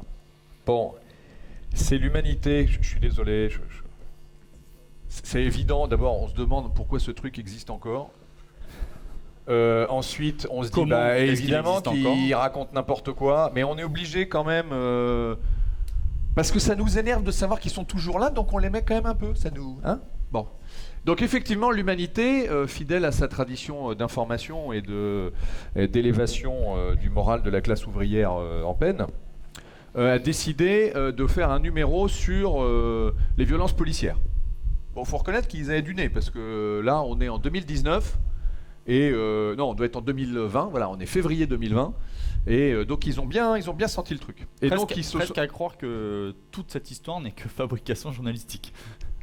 Ouais, en tout cas, c'est pas la fabrication de l'humanité. Et donc, ils font un dossier dans lequel ils ont identifié 26 victimes. 26 victimes de la police, 26 victimes de la brutalité policière. Et effectivement, Michael Harpon, je dois le dire, a été victime d'une certaine brutalité policière, puisque il a été abattu après un attentat. Michael Harpon, c'est ce brave fonctionnaire de la préfecture de police qui avait accès à toute une série de systèmes informatiques et qui s'était découvert une vocation spirituelle cachée et finalement assez active. Et donc, ce qui ne l'a pas empêché, un beau jour, de passer à la machette ou à je ne sais plus quoi exactement, je ne sais plus si il a été revolverisé ou à la machette, mais 4 de ses collègues. Et donc évidemment, Michael Harpon était neutralisé, comme on dit, et l'humanité l'a donc compté dans le stock des 26. C'est quand même extraordinaire, et d'autant que en 2015, vous le verrez, parce qu'en fait, ils ont, évidemment, un journaliste, c'est pas quelqu'un qui crée, c'est quelqu'un qui pompe, quelqu'un qui cire et qui pompe. Et donc, qu'est-ce qu'ils pompent ? Ils ont pompé un site plutôt d'extrême gauche qui s'appelle Basta Mag. Basta Mag, c'est peut-être encore un truc corse, je sais pas. Bon, bref. Et donc, le site Basta Mag déjà avait fait une recension des victimes de violences policières dans lesquelles il y avait en 2015 les frères Kouachi, qui, il faut reconnaître, n'ont pas été traités avec grand ménagement par les forces républicaines de sécurité. On ne peut pas le nier, ça, même entre nous. Bref, donc vous l'avez compris, malaise à l'UMA. Et donc, on contacte le rédacteur en chef, la célèbre Maude Vergnol, que je ne connais pas, et que je serais ravi d'accueillir ici, si jamais elle reçoit le Bobard, et qui évidemment dit bon alors moi je suis pas au courant. Donc elle nous renvoie vers la nénette qui a écrit l'article, qui s'appelle je sais plus comment, il y a son nom quelque part, qui lui aussi dit non, c'est pas moi. Bon, c'est personne en fait. Et donc voilà, résultat des courses, nous avons un joli Bobard c'est vrai que ça nous ferait plaisir qu'on le décerne à l'humanité, mais je ne sais pas s'il faut quand même qu'on continue à attribuer notre énergie sur des causes des espèces en semi-extinction. Mais en tout cas, voilà un joli bobard où on peut raconter n'importe quoi pourvu qu'on remplit la rubrique des violences policières. Voilà ce Bob Harpon, ce bobard du camarade Harpon. Pour le dernier bobard de la soirée, on en revient au bobard systémique, le bobard qui raconte le racisme dont nous sommes tous victimes, même sans le savoir, dont nous faisons tous preuve, même quand on ne fait rien, que nous agissons tous comme ça, même si on est très très loin de ce genre de considération. Le bobard systémique, c'est quoi? C'est suite à la mort de de George Floyd, tué par le policier Derek Chauvin, qui a été à l'origine l'explosion de violence que l'on a pu apercevoir aux États-Unis en particulier, mais dans le reste du monde, puisqu'il avait été soi-disant tué à cause de la couleur de sa peau, et non pas parce qu'il avait l'air louche un soir en sortant d'une cité, là aussi tout aussi louche, qu'il avait déjà fait un certain nombre de passages en prison, etc., etc. Bizarrement, les profils se ressemblent, je ne sais pas ce que vous en pensez. Et à la suite de cette affaire, on nous a annoncé que, en particulier aux États-Unis, les Noirs avaient beaucoup plus de chances, beaucoup plus de chances d'être tués par la police que leurs compatriotes blancs. Ceci a donné, en tout cas a alimenté l'idée d'un racisme systémique. Si jamais vous ne savez pas ce que c'est, je vous conseille d'aller voir Rokhaya Diallo. Elle se fera un plaisir de vous l'expliquer. Regardez une vidéo en 20 secondes, vous aurez compris l'ensemble, la tonalité de ce qu'elle raconte. Elle devait être là ce soir, mais elle est prise à un meeting de soutien à Audrey Pulvar. En présence de Sibeth Ndiaye et de la compagnie créole. Donc autant vous dire que c'est l'endroit où il fallait être. Qui tentent tous de devenir les nouvelles Kamala Harris, donc on a encore un petit chemin. Le problème avec les États-Unis, c'est que les statistiques raciales existent et que donc il y a des chiffres et des études. Et vous allez voir, j'en mets ma main à couper, que ces études ne disent pas... En fait, vous n'allez pas voir grand-chose, hein. C'est normal si vous ne voyez rien, c'est écrit en tout petit, mais il va tout vous expliquer. Je vais tout vous expliquer. Et ces chiffres vont en fait globalement dire exactement l'inverse. Le premier point, c'est que sur les chiffres de la criminalité générale aux États-Unis, comme vous pouvez le voir ici, les Noirs font beaucoup plus de crimes par rapport à la proportion qu'ils représentent dans la population américaine que les Blancs. Proportion noire, crimes et délits commis par des Noirs. Donc je donne les chiffres, hein, puisque donc, les Noirs représentent 13,4% de la population et représentent 27,4% des crimes et délits et 37,4% des crimes violents. Les Blancs, qui représentent 76,5% de la population, représentent 69% des crimes et délits et 58,7% des crimes violents. Avec des jolis chiffres comme ça, j'ai presque l'impression d'être un expert à la télé. On pourra bientôt ça, c'est le premier météo. Point. C'est ça. Premier point, c'est effectivement les Noirs font plus de crimes que les Blancs aux États-Unis. Le deuxième point, c'est surtout que les meurtres sont commis à 48% par des Noirs, sachant qu'ils ne font que 13,4% de la population. Globalement, on n'est que à 2 points sur 3, et je ne sais pas pour vous, mais ça sent louche. Troisième point, c'est surtout que ceux qui tuent des Noirs, ils sont aussi Noirs. Donc sauf à nous expliquer, et ça Rokhaya Diallo ne s'y est pas encore attelé, que les Noirs sont eux aussi atteints de racisme systémique, on peut tout à fait dire que ce bobard est assez magistral et qu'il est aussi réel que le racisme systémique qu'on nous chante à longueur de journée. Et là, effectivement, quand on lit les études tirées de ces publications, quand on regarde sur la partie criminelle, nous remarquons qu'il n'y a pas d'évidence systématique, et non pas systémique, d'un biais anti-noir dans les tueries, malheureuses certainement, commis contre les Noirs aux États-Unis par la police. Là aussi, les officiers blancs n'ont pas l'air d'être plus particulièrement portés sur la violence et l'utilisation des armes à feu contre les minorités que des officiers non noirs. Non blancs, pardon. La question se pose peut-être du coup des victimes, en tout cas des délinquants, que sur les policiers. Voilà, donc une fois de plus, un bobard qui ne résiste pas au réel et à l'analyse statistique. Voilà, donc on va voter maintenant pour cette troisième catégorie qui est la catégorie BLM. Donc BLM, ça ne veut pas dire Bruno Le Maire. Il n'y a que Bruno Le Maire qui croit que quand on dit BLM, c'est Bruno Le Maire. Mais... On s'est fait un pari d'annoncer tous les ministres du gouvernement d'ici la fin de la soirée sur scène. Ils vont tous venir les uns après les autres. Bien. Alors, Le premier bobard de cette série, c'est le bobard blanc de blanc, ou plus blanc que blanc. Merci messieurs, c'est courageux. 2 voix, bravo. Merci soit pour vous venez de vous réveiller, soit il y a des vraies convictions, je sais pas, mais en tout cas bravo. Ensuite, et de là-haut, pardon. Le bobard Bob Harpon. C'est un peu plus engagé. Aïe, ça c'est les vieux, c'est les vieilles affroncements Est-Ouest. Il y a le quand même côté, moi quand j'étais jeune, il y avait le mur de Berlin, donc l'humanité, je peux pas les saquer. Ok, je comprends. Maintenant il y a des jeunes aussi. Oh là, incroyable. Et enfin, ok, merci. Et maintenant, le bobard systémique. Oh là là, n'en jetez plus, la coupe est pleine. Parfait, donc troisième bobard qui concourra pour la grande finale, c'est le bobard systémique. On vous montre un deuxième récidiviste. Attention, parce que c'est un multi récidiviste. Vous avez identifié assez tôt. Oui, d'autant plus qu'on a mis son nom. Donc ça aide quand même à l'identifier assez tôt. Donc on rappelle l'AFP quand même, qui a gagné le bobard de guerre en 2011. Et pour quand même expliquer que Kadhafi gavait ses troupes de Viagra. C'est d'un niveau scientifique. C'est fascinant. Ils ont certainement fait appel aux mêmes experts médicaux que ceux qui nous ont annoncé que le pangolin avait fait le tour de la planète. En 2015, on nous a expliqué que James Foley, qui avait été égorgé par l'État islamique, était en fait une victime du gouvernement syrien. L'idée, là encore toujours, c'était de taper sur Bachar el-Assad et non pas sur ses opposants qui étaient plus ou moins nos alliés, enfin Dixit Laurent Fabius. En 2016, on nous annonce, alors là pour le coup on inverse la situation, c'est la décapitation d'un combattant de l'État islamique par un chrétien, qui a servi l'ensemble de sa région depuis maintenant 2500 ans. Souvenez-vous, l'idée étant simple, on fait du parallèle, vous voyez bien, ils font ça contre nous, mais nous faisons ça contre eux, donc on est bien à égalité, et on s'en lave les mains.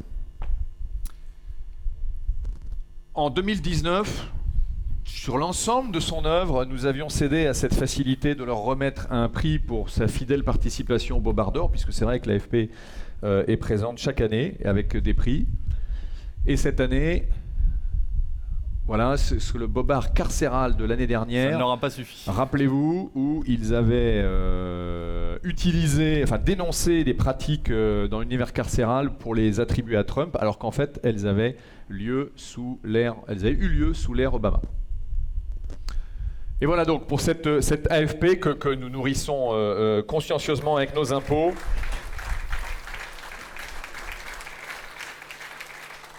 Là encore, bien présents ce soir, il faut le dire. Donc ils ne faiblissent pas, ils sont toujours bien vaillants.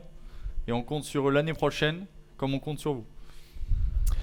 Alors, on va vous présenter maintenant une personnalité que probablement vous connaissez, que je vais essayer de vous faire deviner par quelques indices. Cette personne est aussi à l'aise dans le grand air des Alpes que dans la boue de la télé-poubelle. Elle est aussi à l'aise dans la fureur d'une manifestation ou dans la pédagogie d'un lanceur d'alerte. Elle est née à Toulouse et donc elle a en elle un peu de ce sang du Cid qui nous rappelait qu'aux âmes bien nées, la valeur n'attend pas le nombre des années. Et elle sait que le combat de la réinformation est prioritaire, est absolument nécessaire pour la survie de tout ce qui nous est cher. Et elle va nous en parler aujourd'hui. On est très très heureux de l'accueillir, mettre un petit peu de fraîcheur parmi les vieux barbons que nous sommes. Et donc nous accueillons sous vos applaudissements mademoiselle Thaïs Descuffon.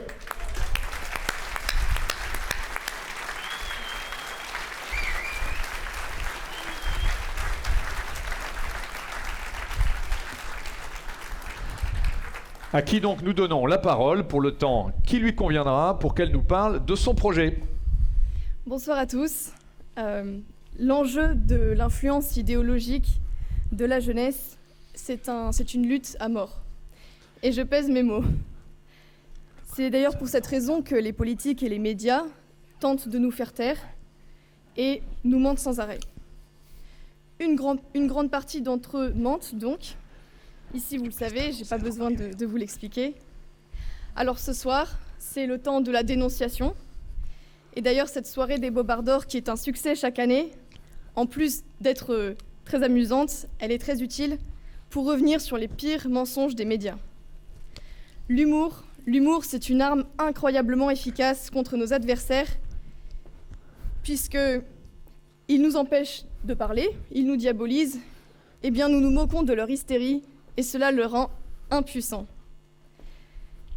Mais demain, nous tous ici, nous devons aussi penser au temps de la reconstruction, de la construction. Oui, les médias ne font pas leur travail, c'est vrai, et ils ne doivent plus avoir le monopole de l'information. Beaucoup d'initiatives que vous connaissez tous, comme TV Liberté, F2 Souche, se sont voulues des réponses à ces questions. Ils le font très bien, même. On peut saluer leur travail. Mais le chemin est encore long, notamment pour atteindre la jeunesse. Ces dernières années, nous avons assisté à une offensive extrêmement forte de la part de nos ennemis pour influencer en masse les jeunes à travers des nouveaux médias comme Brut, Combini et l'ignoble Al Jazeera. Avec la censure, la dissolution de Génération Identitaire, ils essayent clairement de faire taire cette jeunesse qui ne demande qu'à se révolter, qui ne veut pas mettre un genou à terre et qui ne se résigne pas. Ils essaient également d'imposer leur thème et même leur délire, on peut le dire, de fous furieux. C'est ce constat qui me pousse à vouloir entamer une nouvelle aventure pour laquelle j'ai besoin de votre soutien. J'ai lancé une nouvelle chaîne YouTube pour participer à augmenter la visibilité et l'influence de nos idées sur la toile. Avec ce nouveau projet, je veux toucher les jeunes et leur proposer un autre modèle que Netflix, le McDo et la surconsommation. Je veux leur proposer une alternative, une vision d'une jeunesse enracinée, équilibrée et un contre-modèle dans le but de bâtir ensuite ensemble une contre-société. Et il y a de la demande, et ça marche, parce qu'ils sont plus nombreux qu'on ne le croit à penser comme nous, à ne pas se reconnaître dans les idées progressistes.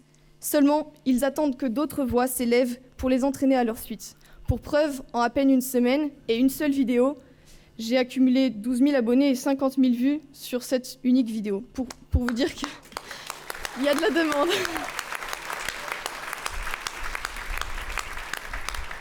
Merci. Sur cette chaîne, je souhaite également produire des reportages assez longs, d'environ 1 heure, comme peut le faire la célèbre journaliste canadienne Lauren Southern, peut-être que certains d'entre vous connaissent. Elle avait notamment réalisé un documentaire qui portait sur le génocide des Blancs en Afrique du Sud, qui avait atteint plus de 2,5 millions de vues sur YouTube. Et je pense que utiliser ce format-là pourrait être très percutant auprès de la jeunesse. Sur des thèmes qui sont encore peu explorés par les médias de réinformation ou complètement ignorés par les grands médias, des nouveaux formats adaptés à la jeunesse tout en étant très professionnels sur le fond et sur la forme. Je ne peux vous en dire davantage sur le moment, notamment concernant les sujets sur lesquels je travaille, mais n'hésitez pas bien sûr à vous abonner à ma chaîne, Thaïs Descuffon, pour être tenu au courant de mes actualités. Et je terminerai ma courte intervention en remerciant chacun d'entre vous pour le soutien que vous avez apporté à Génération Identitaire, pour le soutien de ceux aussi qui pouvaient suivre mes passages dans l'émission Poubelle de Cyril Hanouna. Puis, quand j'étais sur le plateau, j'imaginais toutes les personnes derrière leur écran qui me soutenaient à distance, tous les messages que j'ai reçus, etc. Je vous remercie de m'avoir écouté et je vous souhaite une très bonne fin de soirée. Je serai ravie d'échanger avec vous par la suite.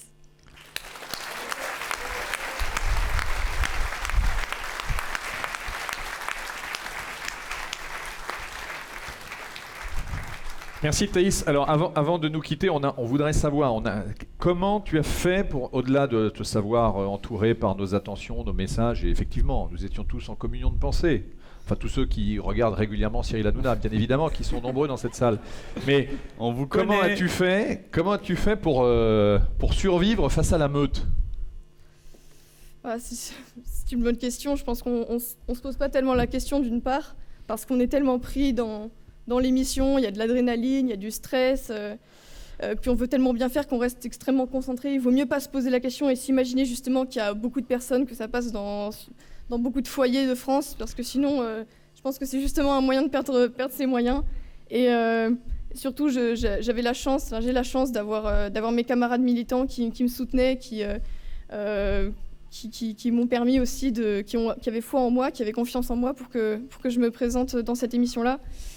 Et après, ça va paraître peut-être un peu pompeux, mais tout simplement, moi j'essaie de relativiser aussi et je me dis que nos ancêtres qui ont fait quand même bien plus que moi, ils sont allés dans les tranchées, ils se faisaient viser par des obus, leurs camarades qui tombaient à leur côté, passer dans l'émission de Cyril Hanouna, bon, c'est pas grand-chose.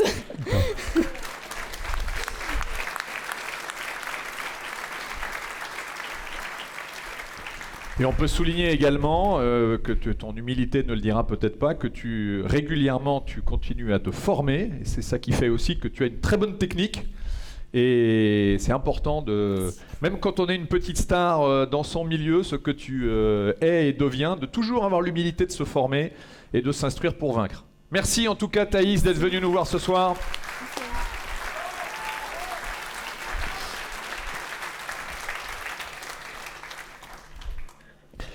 Alors, nous allons passer maintenant à la phase de vote de notre dernier bobard. Et pour cela, pour parfaire les explications que nous vous avons faites un peu rapidement sur ces bobards vainqueurs, je voudrais appeler un expert, mais un vrai. Je voudrais appeler le Mozart de la réinformation, le Wagner de la débobardisation, le Thierry Roland du décryptage médiatique. C'est une sorte de Jean-Yves Le Gallou Junior. Il partage avec lui la passion de chasser le bobard ainsi que le cheveu rare. J'appelle Nicolas Faure.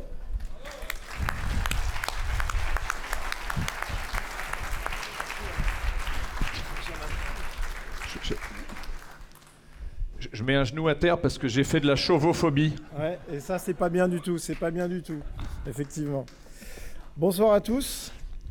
Alors, on a 3 bobards, il faut aider le public à faire son choix. Et donc, S-Expert, d'Immédiat et d'autres talents, explique-nous. Alors, je vais essayer effectivement d'influencer au maximum, ou en tout cas d'expliquer, d'apporter peut-être un regard plus technique sur chaque bobard. Vous avez fait des très bons choix déjà, donc bravo, parce que c'était pas évident. Cette année, il y avait vraiment du choix. Alors d'abord, vous avez sélectionné le bobard complot. Donc, je ne vais pas revenir dessus.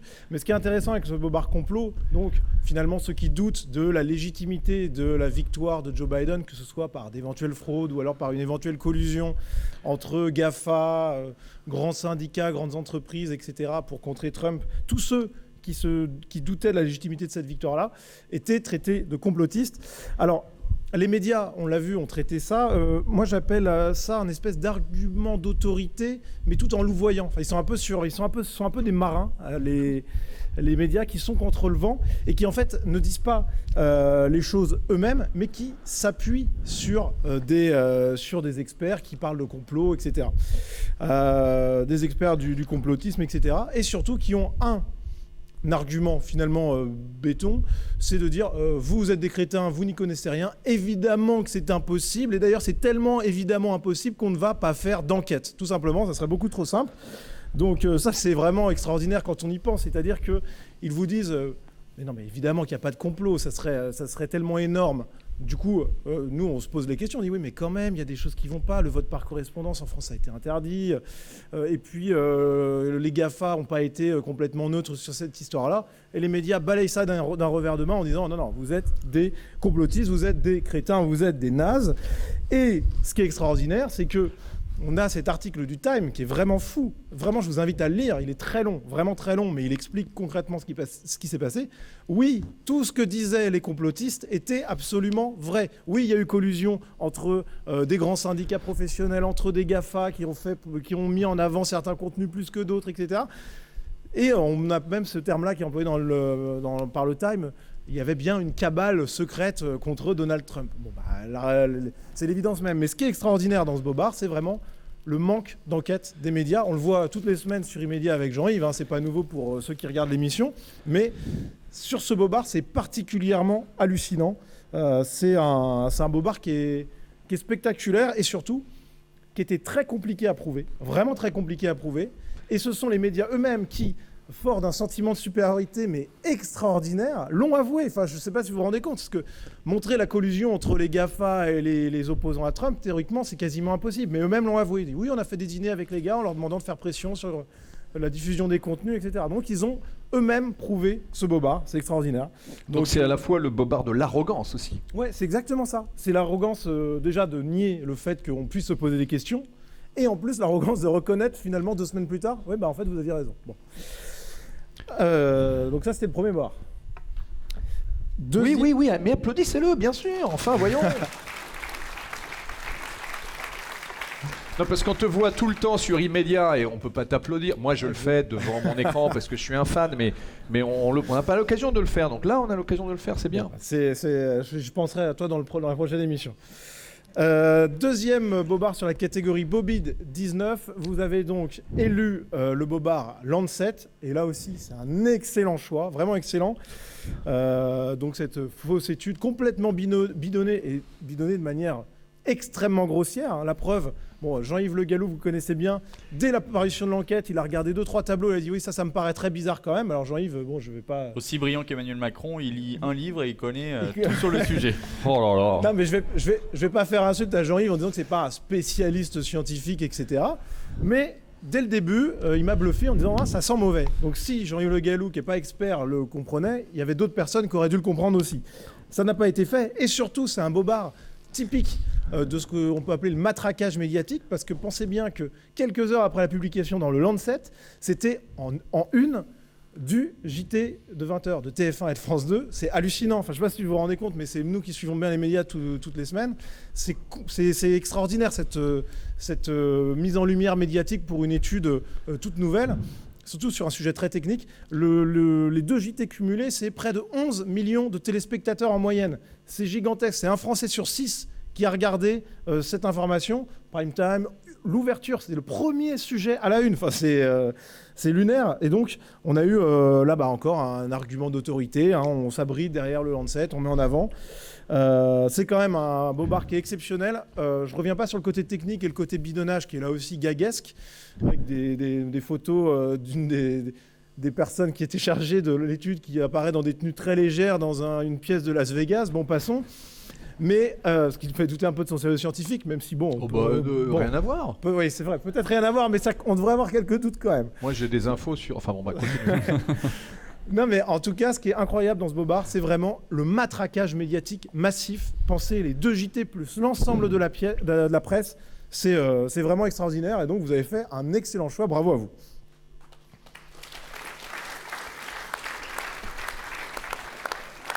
Et enfin, pour le bobard, le dernier bobard systémique. Sur le bobard systémique, déjà, je suis un petit peu heureux parce que tous ces graphiques illisibles que vous avez vus, ils sont de moi, donc ça me fait plaisir. Non, on était ravis de pouvoir les commenter. Non, mais ce qui est intéressant, c'est que là, c'est un peu le moment auto-promo, mais le boulot que j'ai fait en allant chercher ces données à la source, donc sur les bases de données du FBI, etc., les journalistes pouvaient les faire, en fait. Au lieu d'annoncer le racisme systémique qui infuse dans l'institution policière américaine, ça n'a pas pu être mis dans tous les bobards, mais des propos vraiment de journalistes qui disent qu'il y a un racisme systémique dans la police américaine. C'est complètement faux si on va regarder les chiffres. Donc il faut le faire, mais ces journalistes-là qui sont payés pour ça, théoriquement, ils ne le font pas. Et donc, moi je l'ai fait, mais d'autres auraient pu le faire aussi, et l'ont peut-être fait d'ailleurs. Mais ce que je veux dire, c'est que c'est un boulot qui prend, quelques heures, ok, mais qui est facilement faisable. Et donc, le fait, pour ces journalistes-là, de ne pas faire ce simple boulot un peu fastidieux, mais même pas, puisque c'est intéressant, c'est un vrai sujet de fond, le fait de ne pas le faire, c'est quand même extraordinaire. Et donc, on a en plus, pareil, j'avais réussi à dégoter des petites études scientifiques académiques, n'est-ce pas, qui cherchaient, on le sait bien, à démontrer qu'il y avait un racisme systémique dans la police, mais qui n'arrivaient pas à le démontrer. Là, pareil, les JT de 20 heures qui font leur une sur un article complètement bidonné du Lancet, là, sur des études qui prouvent qu'il n'y a pas de racisme systémique quand on parle des tirs policiers aux USA, rien. Pas un mot, on ne les cherche pas, ou alors les journalistes qui ont cherché, ont trouvé, ont mis de côté. C'est un bobard vraiment, vraiment total. Et je note quand même qu'il n'y a pas que la presse qui a été dans ce bobard-là. Il y a aussi de nombreux influenceurs qui ont mis des carrés noirs sur leurs réseaux sociaux, tous les footballeurs qui mettent le genou en ce moment dans l'Euro. Je rappelle que Hugo Lloris, le capitaine de l'équipe de France, a annoncé aujourd'hui même que l'équipe de France allait mettre un genou à terre lors de son prochain match. Et alors, à la limite, bon, les huer, pourquoi pas, mais en fait, il faudrait huer les médias qui sont responsables de ça, en répétant tous les jours qu'il y a un racisme systémique, donc, parce qu'à la base, le genou par terre, c'est pour ça, c'était racisme systémique dans la police américaine, George Floyd qui était mort, etc. Bref. Oui, parce qu'on ne peut pas s'en prendre uniquement à la capacité de réflexion intrinsèque du footballeur. Ouais, exact. C'est joliment dit. On peut pas faire ça. Joliment dit. Mais en tout cas, voilà, les médias sont responsables de ça en répétant un mensonge, alors soit par paresse, soit par bobard pur et simple. En tous les cas, c'était là encore un excellent choix de bobard. Et ce qui est incroyable, enfin ce qui est dommage, c'est qu'on a des statistiques ethniques aux États-Unis, on n'en a pas en France. Et donc quand Rokhaya Diallo, que tu citais tout à l'heure, nous parle d'un racisme systémique en France, eh ben, on ne peut pas lui répondre puisqu'on ne peut pas vérifier ça par des faits. Donc on est dans la croyance, on est dans la religion, et c'est hallucinant de voir que les médias finalement s'en fichent complètement et continuent à nous intoxiquer. Merci maître.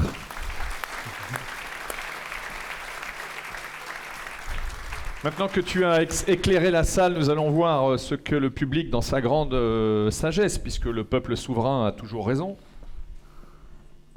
Pas souvent, mais il devrait. Alors, surtout vous. Donc là, il s'agit de choisir le vrai bobardeur de la soirée et d'identifier donc quel est l'organe de presse qui se verra décerner le petit Pinocchio rouge qui est sur la table derrière Paul. Donc, quels sont ceux qui votent pour le premier bobard qui est le bobard complot? 2, 3, 4, 5, 6, 7, 10, 11, 25. 27, moi j'aime. Je fais toujours plus 10%. Qui? C'est comme ma prime. C'est comme vos dons. Qui vote pour le bobard dans la catégorie Bobby 19 pour le grand bobard d'or de 2021, le bobard The Lancet?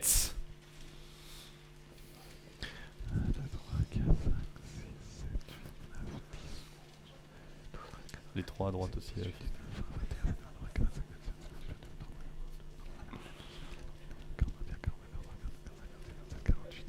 Les 3 messieurs dans la loge. 55. C'est chaud là. Et enfin, pour élire le grand bobard 2021, la 12e cérémonie bobard d'or, en hommage, le bobard systémique.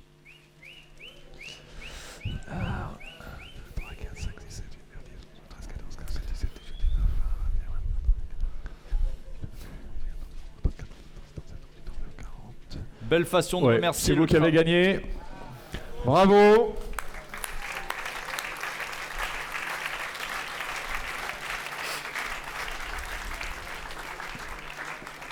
Un bel hommage rendu à Nicolas qui effectivement compile toutes ces données pour en faire les graphiques que vous avez eu ce soir, mais aussi les images, les captures d'écran, etc. etc.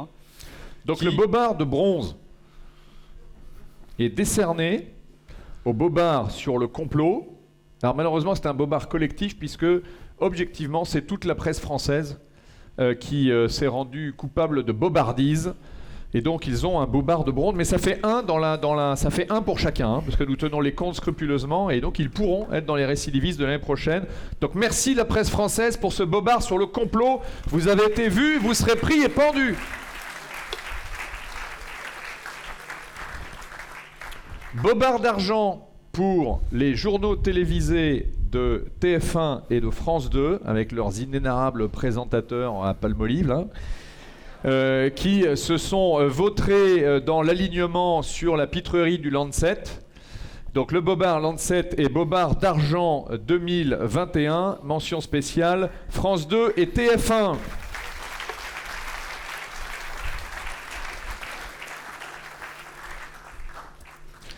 Et le bobard d'or, le Golden Bobard. Le Golden Bobard, ce soir, en 2021, le bobard systémique. Pour l'ensemble de la presse française, et ça. Là aussi. son alignement.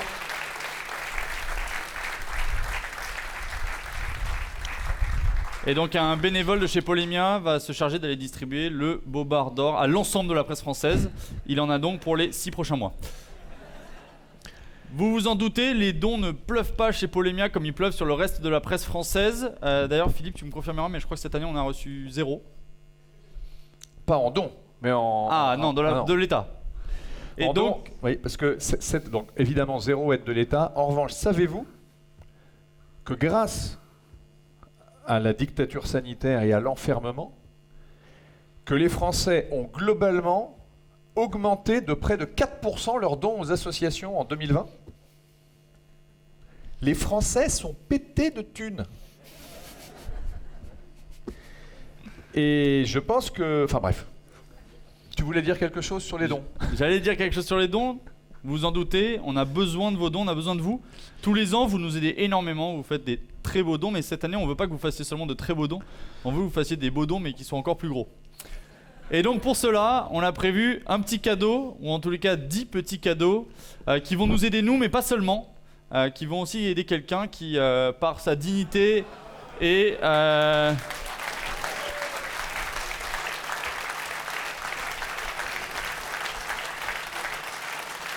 Et par la façon dont il a tenu tête, mais je ne te coupe pas, la façon dont il a tenu tête à l'ensemble de la caste médiatique et judiciaire mérite notre soutien. Il a déjà reçu, puisqu'il risque malheureusement d'avoir un peu de temps devant lui pendant les prochains mois, un certain nombre de livres de la Fondation Polémia qui devraient l'aider à encore plus se former.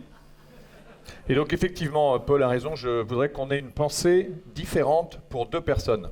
Je voudrais que nous ayons une pensée pour Damien Tarel, qui a été courageux, y compris courageux devant le juge, et qui a été condamné à 18 mois de prison, dont 4 fermes, avec mandat de dépôt, condamné également à l'interdiction à vie d'une fonction publique, condamné également à plusieurs années de privation de ses droits civiques, civils et familiaux, et condamné également, parce qu'on se rapproche du temps de l'URSS, à un suivi psychologique. Parce que dans la justice d'aujourd'hui, si on gifle le chef de l'État, c'est qu'on est instable. Et donc ce garçon n'a pas plié, a regardé droit dans les yeux ses juges, et aujourd'hui il dort en prison. Et quoi que nous pensions de lui, quoi que nous pensions de son geste, nous ne le connaissons pas plus que ça, mais il y a des gestes qui font que les hommes sont courageux et verticaux, et je pense que son courage mérite nos applaudissements.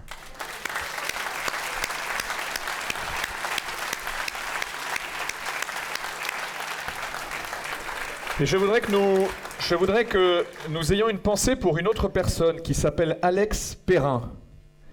Alex Perrin est procureur de la République à Valence. Et c'est Alex Perrin qui a requis contre notre ami de cœur Damien Tarel. Quand Manuel Valls a pris une baffe, il a été condamné, son assaillant a été condamné à 3 mois avec sursis. Mais en Macronie, il faut s'aligner. Et donc, il s'est trouvé le procureur général de la République de Valence pour requérir un peu plus que ce qui a valu comme condamnation. Et je voudrais que nous ayons une pensée assez méprisante pour ces fonctionnaires qui ne font pas leur travail et qui s'alignent sur la lâcheté et non pas sur la compréhension.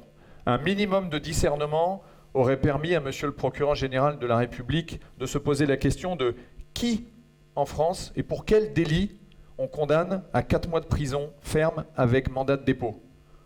Très peu de monde. Et donc des gens qui ont commis des actes bien plus répréhensibles. Alors c'est vrai, il y a l'offense faite au chef de l'État, mais voilà, je soumets sans huée ni réflexion ni applaudissement cette réflexion. Et donc moi je pense à monsieur Alex Perrin, procureur de la République à Valence, et je n'oublie pas la manière dont il s'est comporté. Je te redonne la main, Paul. Comme je vous le disais, on a 10 petits cadeaux pour vous ce soir. Pour ceux qui s'engagent là maintenant devant l'ensemble du public de cette 12e cérémonie Bobard d'or à donner plus de 200 € à la Fondation Polémia, nous avons ce superbe t-shirt que vous pourrez arborer. Il en existe 10 dans le monde. Donc je ne sais pas si vous voyez à combien s'envolent les éditions limitées des grands designers, mais 200 €, c'est une affaire. Donc c'est les 10 premiers. Si vous êtes plus de 10, les enchères monteront jusqu'à ce qu'on ait les 10 plus gros dons. Donc j'appelle maintenant la salle. C'est un contrat moral entre nous. Nous proposons à ceux d'entre vous qui s'engagent à faire un don ce soir ou ce soir en rentrant chez eux, ou demain matin, mais pas plus tard que 10h, un don de 200 € et plus à Polémia, s'il y en a 10 d'entre vous, ils reçoivent immédiatement pour le coup ce t-shirt. On a déjà un premier volontaire. Allez, voilà, bravo merci, monsieur. On lui donne. Faites Deuxième. passer derrière. Madame également. Ici, on a un troisième. On vous fait confiance, hein, on ne connaît pas vos noms, on ne sait pas ce que vous allez faire. C'est des euros, hein, c'est pas des euros CFA, tout ça, hein, c'est des euros des vrais. Hein. Donc il y en a un là-bas pour monsieur. Faites passer s'il vous plaît, attention à vos lunettes. Oh, quel lancer. Lancet. C'est ton côté grand basketteur. J'en vois un là-haut, on va faire passer. Ah oui, on va faire passer par là-bas. Super, au monsieur qui est là-bas. Alors, levez la main, il en reste 5, ne soyez pas timide.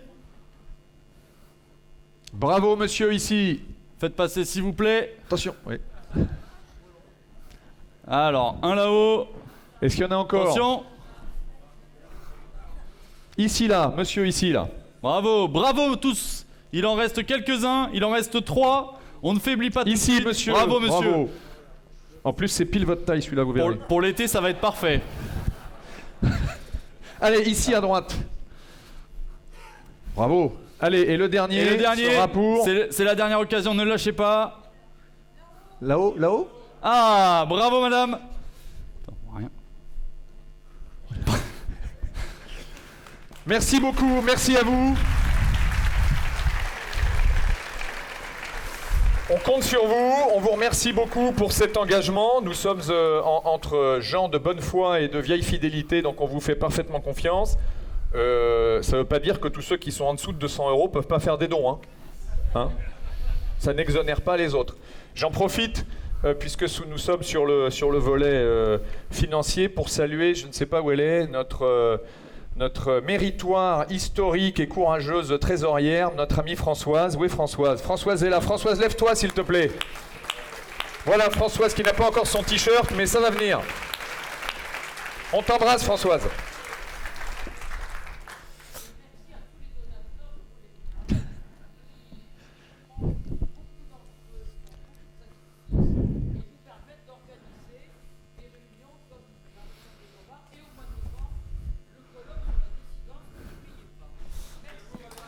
Merci Françoise et bravo. Alors pour conclure, on a décidé d'innover et de changer ce que vous aviez l'habitude. Donc j'ai l'honneur de vous présenter l'auteur de La tyrannie médiatique, le co-auteur du dictionnaire de novlangue et plus récemment l'auteur de manuel de lutte contre la diabolisation, qui ferait bien d'être lu par un certain nombre de journalistes, monsieur Jean-Yves Le Gallou.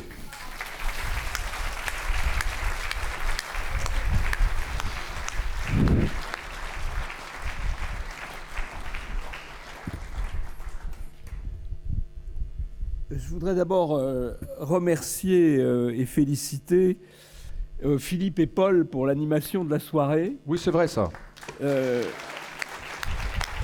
Bravo, c'est lui qui a tout fait. Parce que je trouve que c'est beaucoup plus difficile aujourd'hui de présenter les bobards d'or et de les présenter de manière drôle, plaisante, qu'au début. Quand nous avons commencé en 2010, c'était plus facile, beaucoup plus facile. Pourquoi? Parce qu'en 2010, au fond, nous avions à sélectionner des journalistes individuels et ceux qu'on récompensait, c'était des hommes en particulier. On avait récompensé Thierry Volton, on avait récompensé Durand Soufflant, on avait récompensé Pujadas. On pouvait récompenser des personnes. Et là, c'est beaucoup plus difficile parce que nous avons des bobards systémiques. Demain, on va nous demander qui a eu le bobard. On va dire, voilà, il y a le bobard complot, il y a le bobard Lancet, il y a le bobard systémique. Mais c'est pas un journaliste, à part peut-être le Gugus de TF1 et celui de France 2, pour le bobard Lancet, mais eux ont donné les bobards, mais toute la presse a suivi. Donc nous sommes aujourd'hui non plus dans le bobard individuel, mais dans le bobard total, puisque sur chacun de ces sujets, C'est l'ensemble des médias qui participent de la désinformation. Alors nous avons le bobard total, nous avons le bobard mondial, parce que vous avez vu, tous les sujets que nous avons traités, là aussi c'est mondial. Les élections américaines, c'est mondial, puisque ce qu'on pratique là-bas a vocation à être pratiqué en Europe plus tard. Le Covid, c'est mondial. Black Lives Matter, c'est mondial. Donc on a du bobard total, du bobard mondial, du bobard global, puisque dans un sujet donné, tout est matière à bobard. Sur le Covid, le masque est matière à bobard, l'origine est matière à bobard, le traitement est matière à bobard, tout est bobard. Donc nous avons le bobard global, le bobard total, le bobard mondial, et c'est beaucoup plus difficile de faire rire ce qui était l'idée initiale sur tel ou tel journaliste qui a vraiment fait une bêtise. Bon, à la limite, comme le journaliste de l'Humanité, là, qui met... Voilà, ça, c'est le bobard à l'ancienne. Mais c'est peu, et vous l'avez pas retenu. C'est l'Humanité, c'est toujours un peu à l'ancienne. Oui, c'est toujours un peu à l'ancienne. Mais là, c'est le bobard, encore une fois, total, global, mondial. Et le bobard est protégé par les chasseurs de fake news. Parce que, effectivement, ça n'a pas été dans le bobard complot. Il y a toute une série d'articles, notamment un article du Monde de l'excellente Lucie Soulier, qui explique à quel point c'est une fake news de pouvoir faire l'hypothèse que ce ne serait pas le pangolin, le méchant pangolin, qui est à l'origine du Covid. Elle aurait mérité un pangolin d'honneur, d'ailleurs. Hein. Enfin bon, ça sera pour une autre fois. Et puis le bobard est protégé par la censure. Protégé par la censure, vous avez vu que les grands réseaux sociaux, les journaux d'abord, les médias, puis ensuite les réseaux sociaux, Facebook, Twitter, ont censuré rien de moins que le président des États-Unis, Trump, il était encore à l'époque, et qui avait réuni sur son nom 76 millions d'électeurs. Eh bien, ils l'ont censuré. Et ce que vous n'avez peut-être pas vu, mais nous avons vécu une année très difficile avec Nicolas Faure sur Immédiat, parce que les sujets de censure se sont multipliés. Par exemple, on était sous la menace de censure quand on parlait de la fraude électorale aux États-Unis. Et on a été censuré sur le Covid. Tout simplement pour avoir dit qu'il y avait une distorsion entre les chiffres officiels et la manière dont les médias les traitaient. Rien que pour avoir dit ça, on a été censuré. Et donc, le bobard, encore une fois, il est total, il est mondial, il est global, et il est protégé. Protégé par la censure, protégé par les chasseurs des soi-disant fake news. Et puis, on l'a dit, le bobard est systémique parce que c'est un élément central du pouvoir. Sans bobard, pas de fraude possible aux États-Unis. Ou en tout cas, pas de fraude aussi massive, aussi nombreuse que celle qu'on a constatée.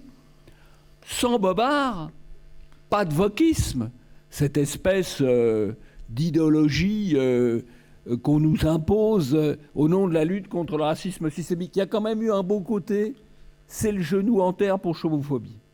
Ça, c'est bien, c'est bien, c'est un exemple à suivre. Et puis, sans bobard, pas non plus de dictature sanitaire, puisque la dictature sanitaire suppose l'abolition de tout esprit critique. Alors finalement, par rapport à l'origine des bobards, au fond, la cérémonie des bobards, à l'origine, c'est une cérémonie plaisante, drôle, où on épingle un journaliste qui en a fait un petit peu trop. Aujourd'hui, ce n'est plus ça. Ça reste drôle grâce au talent de Paul et de Philippe, mais ça devient dramatiquement sérieux, puisque le bobard est un élément crucial du pouvoir. Encore une fois, sans bobards, sans désinformation massive, le système politico-médiatico-judiciaire s'effondrerait. Et nous, ce que nous devons continuer à faire, c'est à faire prendre conscience à de plus en plus de nos concitoyens de ce mensonge systémique. Mais c'est difficile, parce qu'ils sont en permanence sous perfusion du mensonge. Et nous devons, de notre côté, souligner les cas les plus aberrants. Mais malheureusement, et c'est une chose que je répète assez souvent sur les médias et qu'on a vu aussi dans cette affaire, la puissance du mensonge est telle qu'il finit par rester dans les esprits et à être répété, même une fois dénoncé. Ceci étant, ça ne nous empêchera pas de continuer et de saluer, au fond, par une immense ovation, l'ensemble de la classe médiatique française pour l'ensemble de ces mensonges.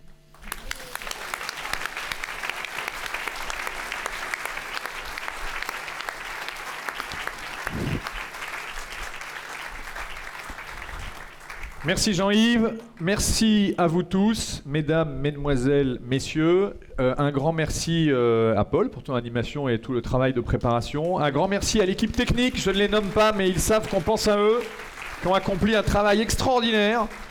Un grand merci à tous les autres organisateurs et puis à vous, chers amis. C'est vraiment un plaisir de se retrouver chaque année dans la joie et la bonne humeur avec la persistance sur le chemin de la vérité, de la lucidité, du courage. On en aura besoin. Et donc, bon été à tous. Et on se retrouve en septembre au colloque de la dissidence. Excellente soirée. Merci beaucoup. Et rentrez bien chez vous. Merci Philippe.